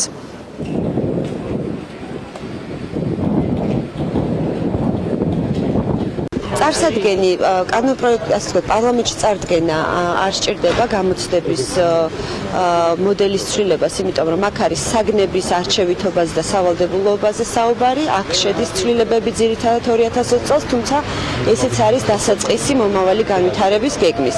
ძირითადი ცვლილებები ცხადია ფორმატში არ შევა სავალდებულო და არჩევით საგნებთან მიმართებაში, რაზეც უკვე იყო არაერთხელ საუბარი. ფორმატი იქნება იგივე, გამოცდები იქნება ისევ ცენტრალიზებულად როგორც წელს არის, უბრალოდ გამოცდების რაოდენობა შეეხება ცვლილება და სავალდებულო გამოცდების ნუსხაში იქნება ცვლილება. სახელი, ესე ვთქვათ, შეიძლება ისევ ერქვას ეროვნული გამოცდები, ეს პრობლემა არ არის, ანუ ცენტრალიზებულია ისევ ეროვნულ დონეზე ტარდება, ასე რომ ეხლა ეროვნულ გამოცდებს დავარქმევთ თუ სხვა რამის დავარქმევთ, გონია ამაში დიდი პრობლემა და განსხვავება არ იქნება. გაგრილების სისტემა არის ყველა ცენტრში, გარდა ხულოს ცენტრისა, იმიტომ რომ ხულოში არის მხოლოდ დილის სესია და ჩვენ გვაქვს ინფორმაცია, რომ კლიმატური პირობებიდან გამომდინარე დილით არ არის საჭირო გაგრილების სისტემა, შესაბამისად, მხოლოდ ამ ცენტრში არ დამონტაჟდა ეს სისტემა. ერთიანი ეროვნული გამოცდები აბიტურიენტებისთვის, როგორც უკვე გითხარით, დღეს დაიწყო 5 ივლისიდან უკვე მათ შეუერთდებიან საგრანტო კონკურსის მონაწილეები, 10 ივლისიდან დაიწყება მასწავლებელთა გამოცდები, ხოლო 17 ივლისს უკვე გამოცდებს ჩააბარებენ მაგისტრანტობის მსურველები. ეროვნული გამოცდები აბიტურიენტებისთვის წელს 23 ივლისს ფიზიკის გამოცდით დასრულდება, რაც შეეხება შედეგების გამოცხადება უკვე 1 აგვისტოდან დაიწყება. მადლობა თათია, წარმატებები აბიტურიენტებს და ჩვენ განათლების თემით ვაგრძელებთ და მოგიყვებით მსოფლიოს ირგვლივ არსებული საუკეთესო უნივერსიტეტების შესახებ, რომლებსაც შეიძლება ბევრმა არც იცის, რადგან ეს ის უნივერსიტეტებია, რომლებსაც არც თუ ისე დიდი ისტორია აქვს. Times Higher Education-ის რეიტინგში მოხვედრილი უნივერსიტეტები სულ რაღაც 50 წლიანი ისტორიით არის ცნობილი და მათ შესახებ ახლა ანუკა ისაუბრებს. ანუკა, კიდევ ერთხელ მოგესალმებით. ანა, მოგესალმები კიდევ ერთხელ. Times Higher Education-ის რეიტინგში, რომელიც საუკეთესო ახალგაზრდა უნივერსიტეტებს აერთიანებს, მე-10 ადგილზე მაასტრიხტის უნივერსიტეტი მოხვდა, რომელიც 1976 წელს დაარსდა. უნივერსიტეტში 17000 სტუდენტი სწავლობს, მათგან კი 53% სხვა ქვეყნის მოქალაქეა, რომელმაც განათლების მიღების გაგრძელება სწორედ ჰოლანდიის ამ უნივერსიტეტში გადაწყვიტა. მაასტრიხტის უნივერსიტეტი უკვე წლებია ერთ-ერთი საუკეთესო ახალგაზრდა უნივერსიტეტის სტატუსს ატარებს. 1978 წელს კი უმაღლესი განათლების რეფორმის ცვლილებამ პარიზის უნივერსიტეტის რამდენიმე დამოუკიდებელ სასწავლო ერთეულად გაყოფა გამოიწვია. სორბონის უნივერსიტეტის საუკეთესო ახალგაზრდა უნივერსიტეტებს შორისაა. სორბონის უნივერსიტეტის სტუდენტებს როგორც ბაკალავრის, ისე მაგისტრისა და დოქტორის ხარისხის დიპლომის აღების შესაძლებლობას აძლევს. რეიტინგში მერვე პოზიციაზე კი სამხრეთ კორეის მეცნიერებისა და ტექნოლოგიების უნივერსიტეტი მოხვდა. ფოსტექი უნივერსიტეტი კორეაში უმაღლესი განათლების დაწესებულებებს შორის ლიდერ პოზიციაზეა. უნივერსიტეტი კი ალბათ რთული მისახვედრი არ არის, რომ აქცენტს კვლევებზე, ტექნოლოგიებსა და მეცნიერებაზე აკეთებს. სამხრეთ კორეის მეცნიერებისა და ტექნოლოგიების უნივერსიტეტს ერთი პოზიციით იტალიის წმინდა ანას სკოლა უსწრებს. სახელმწიფო უნივერსიტეტი სპეციალური სტატუსით ფუნქციონირებს და დიდ ყურადღებას სამეცნიერო საქმიანობას უთმობს. სტუდენტების მიღება კი როგორც ადგილობრივი, ისე საერთაშორისო კონკურსების საშუალებით ხდება. მეექვსე ადგილზე კვლავ სამხრეთ კორეის უნივერსიტეტი ხვდება. კაისტის უნივერსიტეტი 1971 წელს შეიქმნა და იყო პირველი ეროვნული სამეცნიერო კვლევითი და ტექნიკური სასწავლებელი ქვეყანაში. ანუკა, რეიტინგის განხილვისას სამხრეთ კორეის უკვე მეორე უნივერსიტეტი ახსენეთ, რა მეთოდით ხდება სწავლება ამ უნივერსიტეტში, აქცენტს თეორიულ ცოდნაზე აკეთებენ თუ პრაქტიკულს და რითია გამორჩეული? ანა, საინტერესო კითხვა, რადგან კაისტის უნივერსიტეტში მსჯელობა იმაზე თუ რაზე უნდა გაკეთდეს მთავარი აქცენტი თეორიულ თუ პრაქტიკულ ცოდნაზე უკვე დიდი ხანია დასრულდა. სტუდენტები სწავლის პარალელურად მონაწილეობას იღებენ მასშტაბური კვლევების მომზადებასა და ანალიზში, რაც მათ დამეთანხმებით, რომ დიდ გამოცდილებას აძლევს. უნივერსიტეტში 400 ლექტორი მუშაობს, რომლებიც ამ პროცესებს კურირებენ. ამ ყველაფერთან ერთად ეს უნივერსიტეტი უცხოელ სტუდენტებს სხვადასხვა სასტიპენდიო პროგრამებს სთავაზობს. ხუთეულს ჰონკონგის საქალაქო უნივერსიტეტი ხსნის, რომელიც ჰონკონგის კოულონ-ჰონის რაიონში მდებარეობს. უნივერსიტეტი 50 სასწავლო პროგრამას აერთიანებს. მისივე ოპერირების ქვეშ არის ჰონკონგის 4 კოლეჯი და 6 სკოლა. ჰონკონგის უნივერსიტეტს კი ერთი პოზიციით პარიზის სამეცნიერო უნივერსიტეტი უსწრებს, რომელიც 2010 წელს დაარსდა. მიუხედავად იმისა, რომ სასწავლო დაწესებულებას მრავალწლიანი ისტორია არ აქვს, ის მაინც ახერხებს და Times Higher Education-ის რეიტინგში მეოთხე ადგილზეა. მესამე და მეორე ადგილებს კი სინგაპურისა და შვეიცარიის უნივერსიტეტები ინაწილებენ. სინგაპურის ნანიანგის ტექნიკური უნივერსიტეტი ტექნოლოგიებისა და ეკონომიკის მიმართულებით საგანმანათლებლო პროგრამების ფართო არჩევანს გვთავაზობს. უნივერსიტეტის კამპუსი 16 კორპუსს აერთიანებს, რომელიც საერთო საცხოვრებელსაც მოიცავს, რომლითაც როგორც სტუდენტები, ისე ლექტორები სარგებლობენ. მეორე ადგილზე კი შვეიცარიის ლუზანაში მდებარე ფედერალური პოლიტექნიკური სკოლა მოხვდა.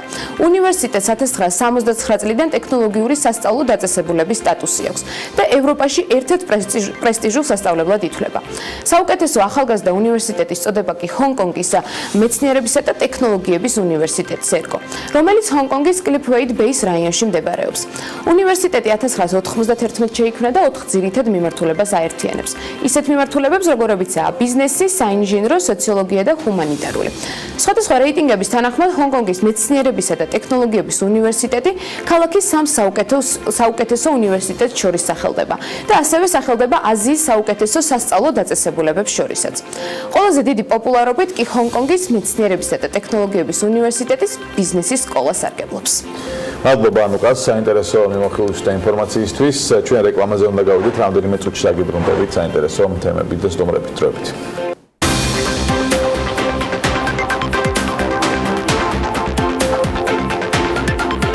Universal Music Publishing Group-მა საქართველოში პირდაპირ წარმომადგენლობა გახსნა. ოფიციალური ნაწილი უკვე გავლილია. მსოფლიოს ერთ-ერთი უმსხვილესი მუსიკალური გამომცემლობის Universal Music Publishing Group-ის საქართველოში პირდაპირ წარმომადგენლობის პრეზენტაცია გამართული და ხელი მის საქართველოს საავტორო უფლებათა ასოციაციაში გაწევრიანების ხელშეკრულებაზე უკვე ხელმოწერილი. ეს კი იმას ნიშნავს, რომ საქართველოში Universal-ის პირდაპირ წარმომადგენელი ქართული კომპანია GMI Rights Management-ი გახდა. ეს საქართველოსთვის პირველი შემთხვევაა, როცა ასეთი წარმომადგენლობა იხსნება და განსაკუთრებით მნიშვნელოვანიც სწორედ ახლა იმ ფონზე, რაც რუსეთთან ურთიერთობის გავლენით ქვეყანაში ხდება. და მაინც რას ნიშნავს ოფიციალური წარმომადგენლობის გახსნა და რას მოიცავს შეთანხმება, დეტალებს უკვე ჩვენი სტუმარი გვეტყვის. გიგა კობალაძეს ავტორ უფლებათა დაცვის ასოციაციის ხელმძღვანელი გვერდება პირდაპირ ეთერში. დილამშვიდობ, გიგა, მადლობა გადაცემის ხელმძღვანელობისთვის. Universal-თან ასე ვთქვათ ოფიციალურ წარმომადგენლობის გახსნაზე დავიწყოთ საუბარი. რას ნიშნავს ის რეალურად ჩვენთვის აქამდე როგორ ხდებოდა ამაზე მე ვსაუბრობ.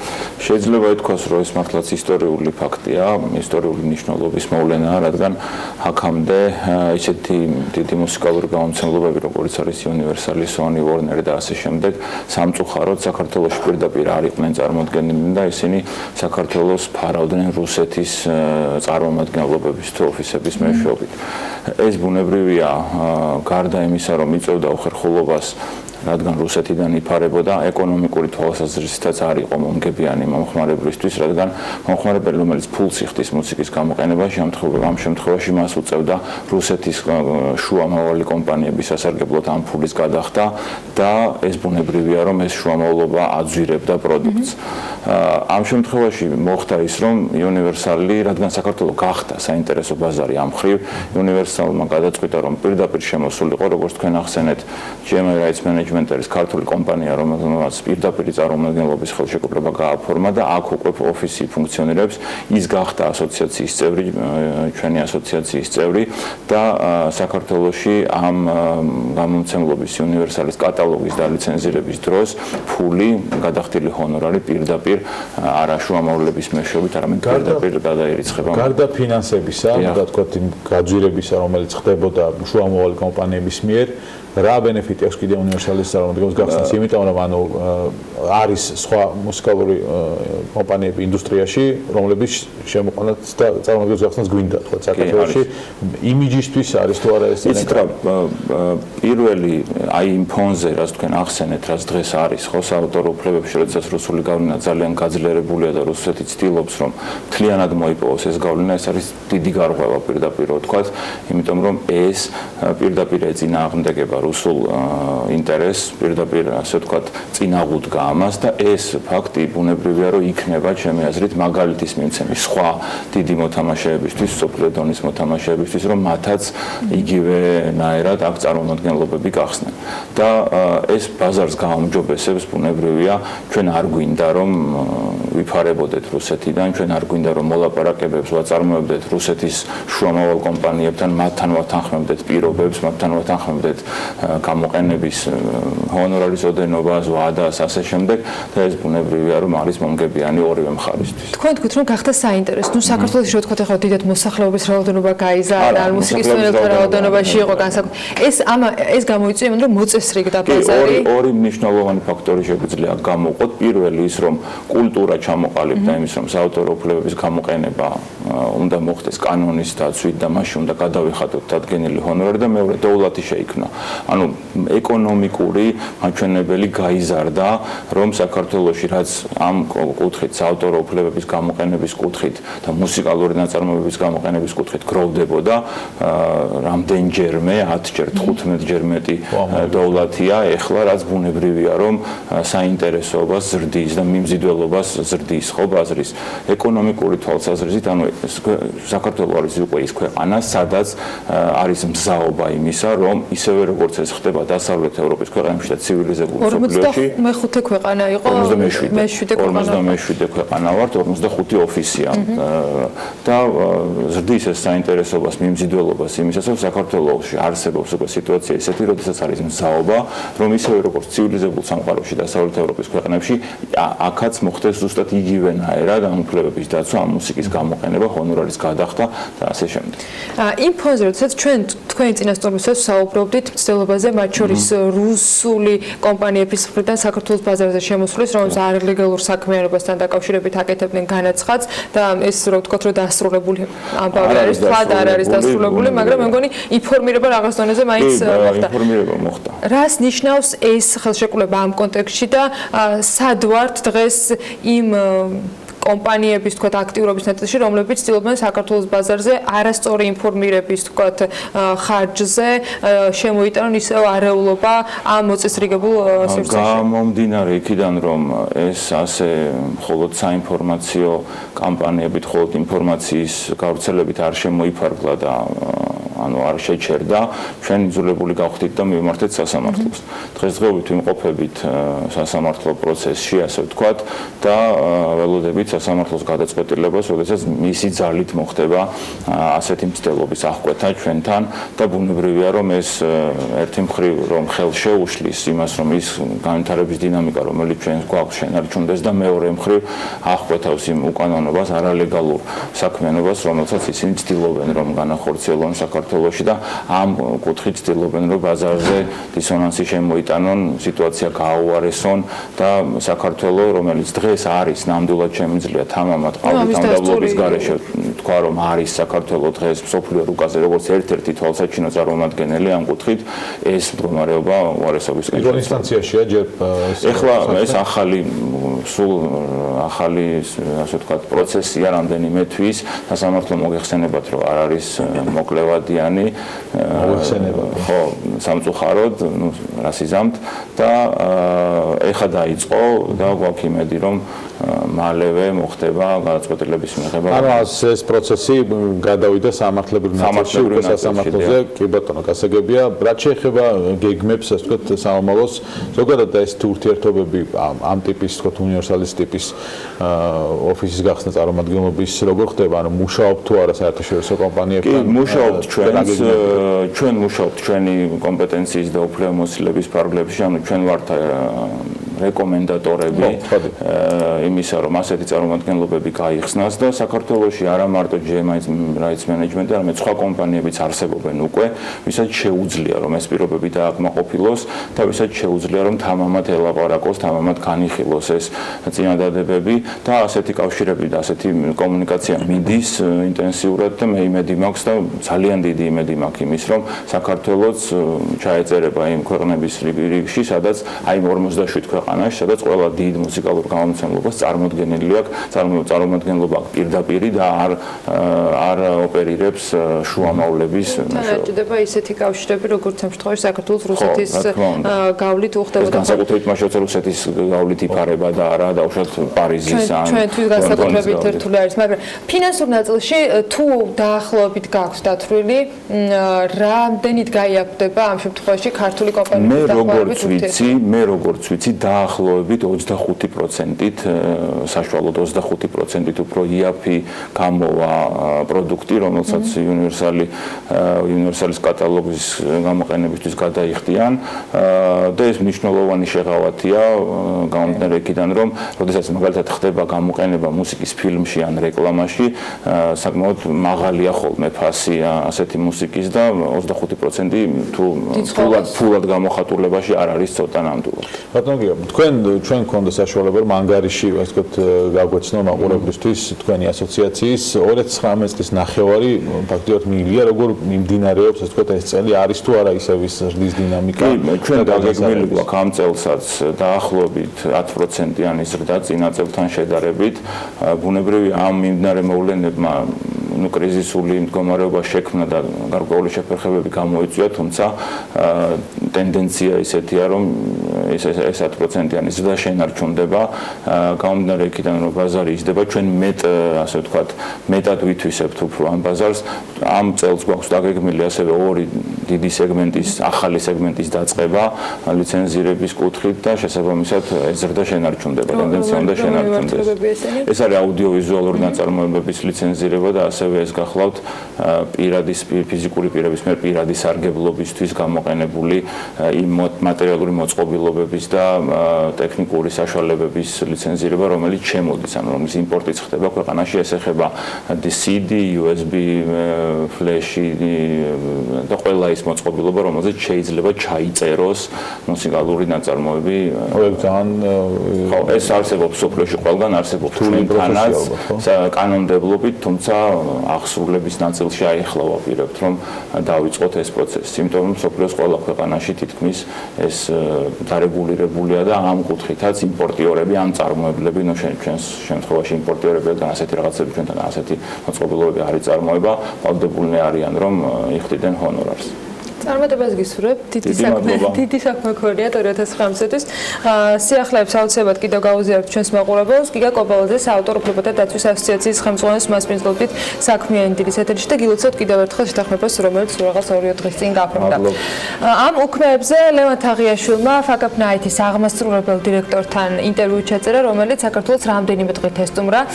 ლევან, კიდევ ერთხელ უნდა დაგვატიჭოთ საქმიანი დილის ეთერში, როგორია ამ ღონისძიების ისტორია, რომელიც უკვე 300-ზე მეტ ქალაქში არსებობს და 19 ქვეყანას აერთიანებს. საქართველოს პოზიციები როგორ გამოიყურება? Fakap Night საკმაოდ საინტერესო ისტორია აქვს, როგორც მისმა აღმასრულებელმა დირექტორმა იანიკ კვიკმა მოგვიყვა. მისი იდეა რამდენიმე წლის წინ მექსიკაში დაიბადა, როდესაც 5 მეგობარმა რამდენიმე ჭიქა ტეკილას შემდეგ გადაწყვიტა საკუთარ პროფესიულ შეცდომებსა და მარცხზე მოეყოლა ერთმანეთისთვის. მეგობრები მიხვდნენ, რომ მიუხედავად მათი ახლო ურთიერთობისა, ძალიან ცოტა რამ იცოდნენ ერთმანეთის მარცხის შესახებ და სწორედ ამიტომ დაარსეს Fakap Night და უფრო ფართო მასშტაბები მისცეს ამ ყველაფერს. დღეს ეს მოძრაობა 300-მდე ქალაქში არსებობს და აერთიანებს იმ ადამიანებს, ვინც საკუთარი მარცხის ისტორიით ცდილობს სხვებს დაანახოს, რომ შეცდომები კარიერულ თუ პირად ცხოვრებაში გარდაუვალია და ამაში განსაკუთრებული არაფერია. Პირველი კითხვა იანიკ კვიკს ხადია საქართველოში არსებულ მოვლენებზე დაუსვით, რადგან რუსული ტურისტული ემბარგო ერთგვარი მარცხია ჩვენი ქვეყნისთვის. ვნახოთ, რა გვიპასუხა Fakap Night-ის აღმასრულებელმა დირექტორმა, რომელიც ისეთ კომპანიებსა დახმარებია, როგორიცაა Red Bull, Disney, Marriott, Disney World და PepsiCo. We tend to ყოველთვის, როდესაც გვაქვს კრიზისი, გვაქვს შესაძლებლობაც. მე ვხვდები, რომ რუსი ტურისტებისთვის თქვენს ქვეყანაში შემოსვლის აკრძალვა საქართველოს ეკონომიკისთვის დამაზიანებელი იქნება, მაგრამ უნდა გაითვალისწინოთ, რომ არ აქვს მნიშვნელობა იმას, თუ რა ძალისხმევით ეცდები მარცხისაგან თავის არიდებას. ის გარდაუვალია. ამიტომ თუ გეგმა A არ იმუშავებს, აუცილებლად სათადარიგო გამოსავალზე უნდა იფიქროთ. უნდა გახდეთ უფრო კრეატიულები, განაგრძოთ იმის კარგად კეთება, რასაც ახლა აკეთებთ. რამდენიმე დღის განმავლობაში მე ვწმუნდი, რომ საქართველო ძალიან სტუმართმოყვარე ქვეყანაა და სწორედ ამიტომ ტურიზმი თითქმის 20%-ით იზრდება ბოლო 5-7 წელია. ეს ნიშნავს, რომ ძალიან ბევრ დეტალს სწორად ითვალისწინებთ. თქვენ უბრალოდ უნდა განაგრძოთ ამის კეთება. საბოლოო ჯამში ეს აუცილებლად დაგიფასდებათ რუსი თუ სხვა ქვეყნის ტურისტების სახით. იანიკთან ვისაუბრეთ მარცხის მნიშვნელობაზე და მის როლზე კარიერაში. მან საკუთარი შეცდომების შესახებაც გაგვიზიარა გამოცდილება, როგორც Fakap Night-ის ერთ-ერთი დაფუძნებელი და აღმასრულებელი დირექტორი ამბობს, ნაკლებად უნდა ვიფიქროთ იმაზე, თუ რას ფიქრობენ სხვა ადამიანები ჩვენზე. უნდა გავთავისუფლდეთ სხვადასხვა სოციალური სტიგმისგან და საზოგადოებაში თამამად მოვყვეთ მარცხის შესახებ. როგორც წესი, ადამიანები მალავენ საკუთარ მარცხს. არ აქვს მნიშვნელობა თუ როგორ ეცდები მისგან თავის არიდებას, ის გარდაუვალია. სწორედ ამიტომ მნიშვნელოვანია არა ის თუ როგორ აირიდებ შეცდომას, არამედ როგორ გაუმკლავდები. რა იქნება შენი რეაქცია. მნიშვნელოვანია ვიცოდეთ ჩვენი მარცხის მიზეზი. უნდა შეგვეძლოს სიტუაციის გაანალიზება. თუ რაღაცის კეთება მართლა გსურთ, არ მიაქციოთ ყურადღება თუ 5-ჯერ ან 10-ჯერ დამარცხდებით. მნიშვნელოვანია იპოვოთ საკუთარი თავი. ხშირად ადამიანებს წარმატების შესახებ ძალიან განსხვავებული წარმოდგენები აქვთ. ბედნიერებას ისინი სხვაგან ეძებენ და სხვაგან პოულობენ. იმუშაო დღეში 19 საათის განმავლობაში იმაზე, რაც არ მოგწონს და არ გავსებს, არასწორია. უნდა მივყვეთ იმას, რაც უბრალოდ გაბედნიერებთ. საკმაოდ საინტერესო გზავნილი გადასცა მან ქართველ ახალგაზრდებს, რომლებიც ახლა იწყებენ კარიერას და ცდილობენ იპოვონ საკუთარი თავი. ის ასევე სტარტაპების თემასაც შეეხო და საკმაოდ საინტერესო რამ გითხრა, მისი თქმით, თანამედროვე სტარტაპების თითქმის 90% ერთ წელზე მეც ვერ ინარჩუნებს სიცოცხლეს. ის თუ რა არის ამის მთავარი მიზეზი, იანიკი თავად გვეტყვის. ნუ შეგეშინდებათ ექსპერიმენტებისა და მარცხის. სავარაუდოდ გექნებათ დიდი იმედგაცრუება სხვა ადამიანებისგან, საკუთარი თავისგანაც, მაგრამ არ მისცეთ ამ ყველაფერს დანებების საშუალება. Fakap Night-ის ღონისძიებაზე ჩვენ აუდიტორიას შესანიშნავ ისტორიებს ვუყვებით. იმ ადამიანების შესახებ, რომლებსაც უდიდესი მარცხი აქვთ განცდილი, მაგრამ მაინც ძლიერები არიან. ზოგიერთი გაკოტრდა, ზოგმა ვერ შეძლო ოჯახის შენარჩუნება. ასეთი შემთხვევები ხშირად ხდება პროფესიულ თუ პირად ცხოვრებაში. ამან არ უნდა გამოხრუჭოს. შენი ოცნებებისთვის ყველაფრის მიუხედავად უნდა იბრძოლო. უბრალოდ უნდა დაისახო მიზანი, იცოდეს საით მიდიხარ და როგორ მიაღწევ ამ ყველაფერს. სტარტაპების დაახლოებით 90% ერთ წელზე მეც ვერ ცოცხლობს. ეს იმიტომ, რომ ფულის მენეჯმენტი ხშირად არასწორად ხდება. როდესაც ბიზნესს იწყებს ადამიანი, ის ძალიან პოზიტიური და აღტაცებულია. სურს ყველაფერი საუკეთესო ჰქონდეს და არ უნდა ნულიდან დაწყება. ამიტომ ხშირია შემთხვევა, როდესაც ადამიანები უბრალოდ კოტრდებიან და მათი ბიზნეს საქმიანობაც იქვე მთავრდება. და ბოლოს ის მოგვიყვა საკუთარ შთაბეჭდილებებზე და იმ ღონისძიებებზე, რომელიც ბოლო პერიოდის განმავლობაში გაიმართა Fakap Night-ის ფარგლებში საქართველოში, კერძოდ თბილისში. definition of success. ცხადია, მეც უამრავი მარცხი მაქვს განცდილი. მაგალითად, რამდენიმე წლის წინ ონლაინ ბუკინგის კომპანია დავაფუძნე ჩარტერული რეისებისთვის. თუმცა ამ პერიოდში ცხოვრებაში ძალიან რთული ეკონომიკური და პირადი პრობლემები მქონდა. ვეღარ ვახერხებდი მასში დროისა და რესურსების ინვესტირებას. კომპანია ახლაც არსებობს, რომელსაც ჩემი პარტნიორი მართავს, თუმცა ჩემს გარეშე. მსგავსი ისტორია ნებისმიერი ჩვენგანის ცხოვრებაში მომხდარა. ყველას საკუთარი ბიზნეს თუ პროფესიული მარცხი გვაქვს განცდილი. სწორედ ეს ამბები მოუყევით ადამიანებს თბილისში რამდენიმე თვის განმავლობაში. ეს ძალიან გულწრფელი და დასაფასებელი ნაბიჯია, როდესაც ადამიანი გიყვება საკუთარი მარცხის შესახებ. ვფიქრობ, რაღაც კუთხით სირცხვილიც კია თუ მათ არ შეუერთდები და თავს მოაჩვენებ თითქოს ყველაფერი კარგადაა. ყველამ უნდა მოიხსნათ ყალბი სუპერპროფესიონალების ნიღაბი. ეს ძალიან კარგი საზოგადოების შეკრების ადგილია და აქ ადამიანები ერთმანეთთან ბევრ საერთოს პოულობენ. რაც შეეხება თავად ღონისძიების ჩატარების სტილს, TED Talk-ი ალბათ ყველასათვის ნაცნობი პლატფორმაა და სწორედ ამ ფორმატში წარმატებული ადამიანი უზიარებს აუდიტორიას საკუთარი შეცდომების შესახებ. YouTube-ზე მისი ძალიან ბევრი მაგალითია განთავსებული და თავისუფალ დროს შეგიძლიათ თვითგანვითარებას მიჰყოთ ხელი. მადლობა ლევან საინტერესო ინტერვიუსთვის და მისი გაზიარებისათვის, საქმიანი დილის მაყურებლებისათვის. ჩვენ ახლა წინ გრძელვადიანი ამედის პროგნოზი გველდება, მცირე სარეკლამო პაუზა და რამდენიმე წუთში გიბრუნდებით.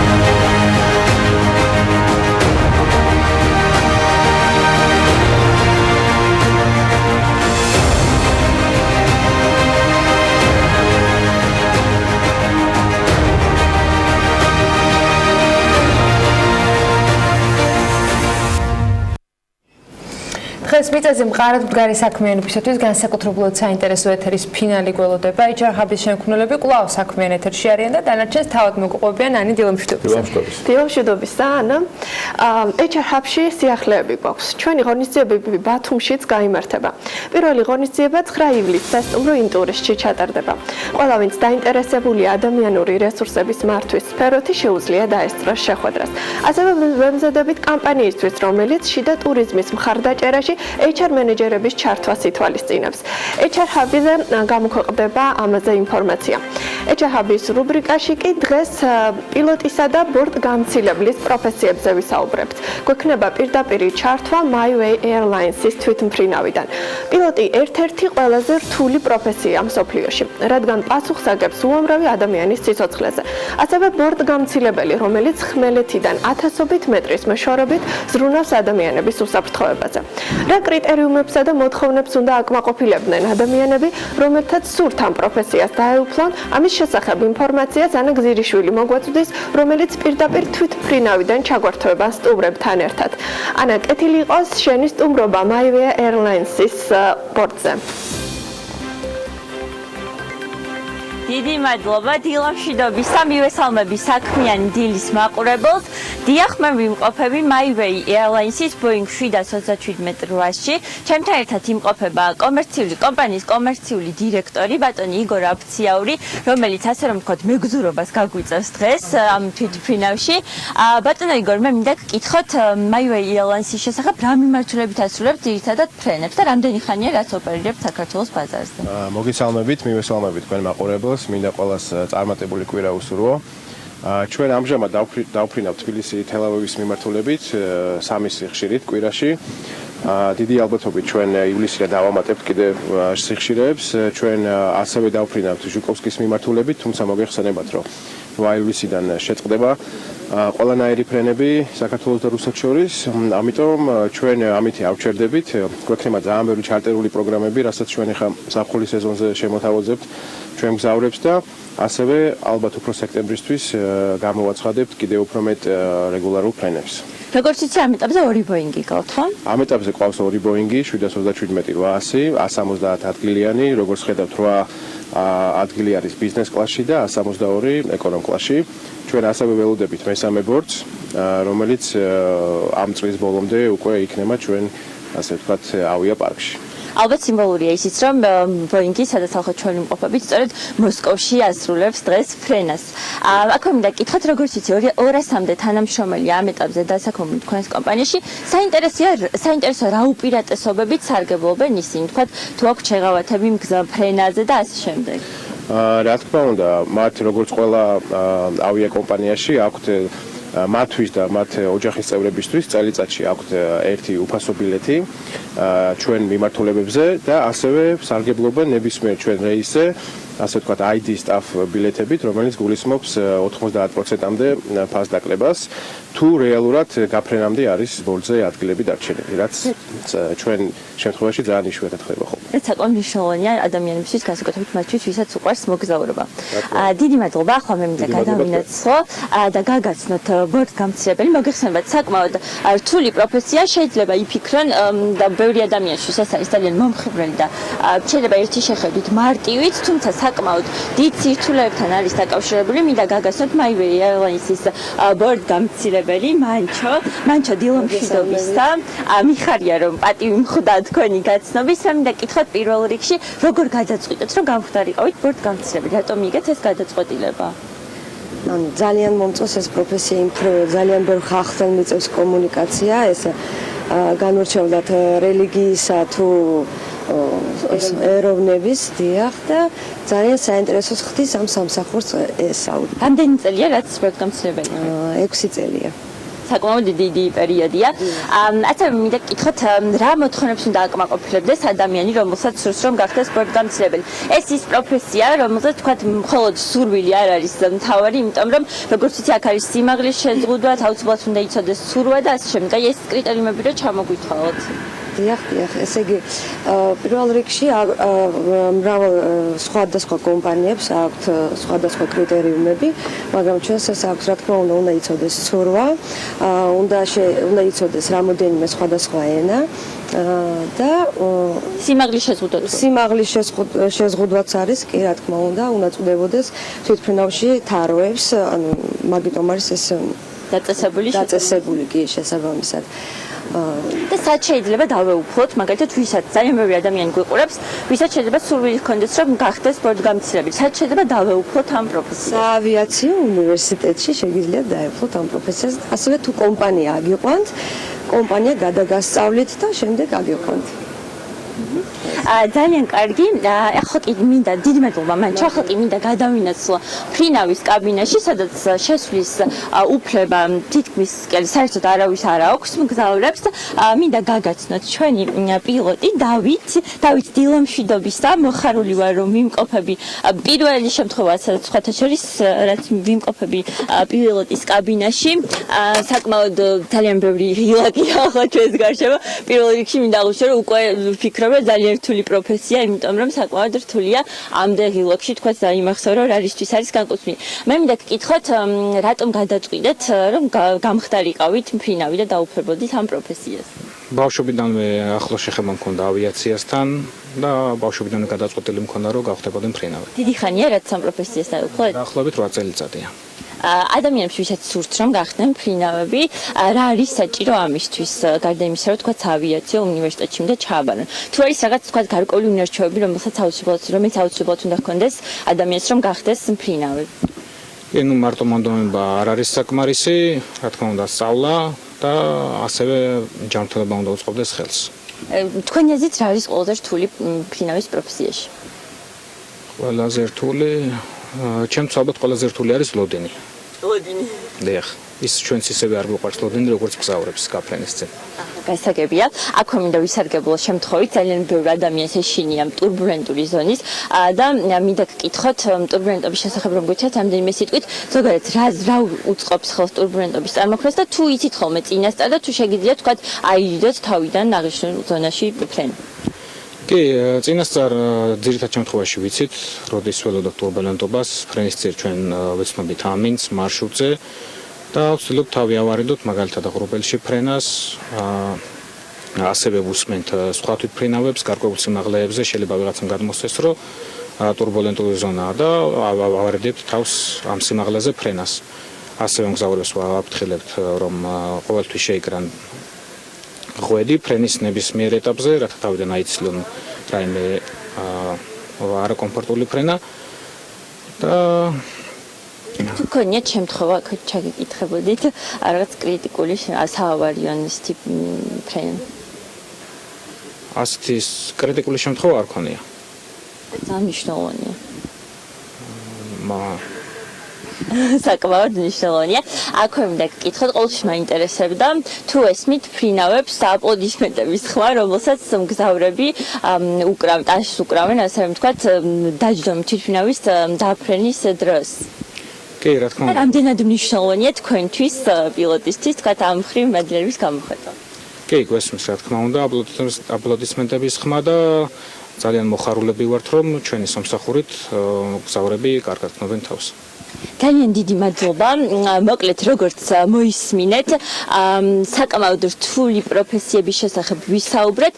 მე მინდა რომ ჩვენს ბორტის წევრებს ვუსურვო მშვიდობიანი მგზავრობა და ამ მგზავრებს კი ვუთხრა რომ აუცილებლად გაითვალისწინონ განსაკუთრებით ბორტგამცილებლის რჩევები, რადგან ისინი თქვენს უსაფრთხოებაზე ზრუნავენ. მადლობა ანა, მართლა ძალიან რთული და საინტერესო პროფესიებია. ჩვენს სტუმრებს მშვიდობიან ფრენებს ვუსურვებ. ეჩაჰაბის დღევანდელი რუბრიკა კი ამით დასრულებულია. მადლობა რომ გვიყურებთ და რუბრიკისადმი ასეთი მაღალი ინტერესია. წარმატებულ და მშვიდობიან სამუშაო კვირას გისურვებთ. და მშვიდობიან გაფრენას იმ მიზნებისაკენ, რომელიც საქმიან ადამიანებს აქვთ. ხოლმე მადლობა ანა ნავდარაშვილს და ანი გზირიშვილს საინტერესო ჩართვისათვის. ჩვენ ამით უნდა დაგემშვიდობოთ მათთან ერთად. დღევანდელი საქმიანი დილა ამით სრულდება. წინ საქმის კურსის ეთერები გელოდებათ, რა თქმა უნდა, BMG-ის სიახლეები მუდმივად განახლებადა რეჟიმში. ხვალ დილით კი ისევ 8-ზე შეხვდებით ერთმანეთს ტელეპირველზე. დროებით.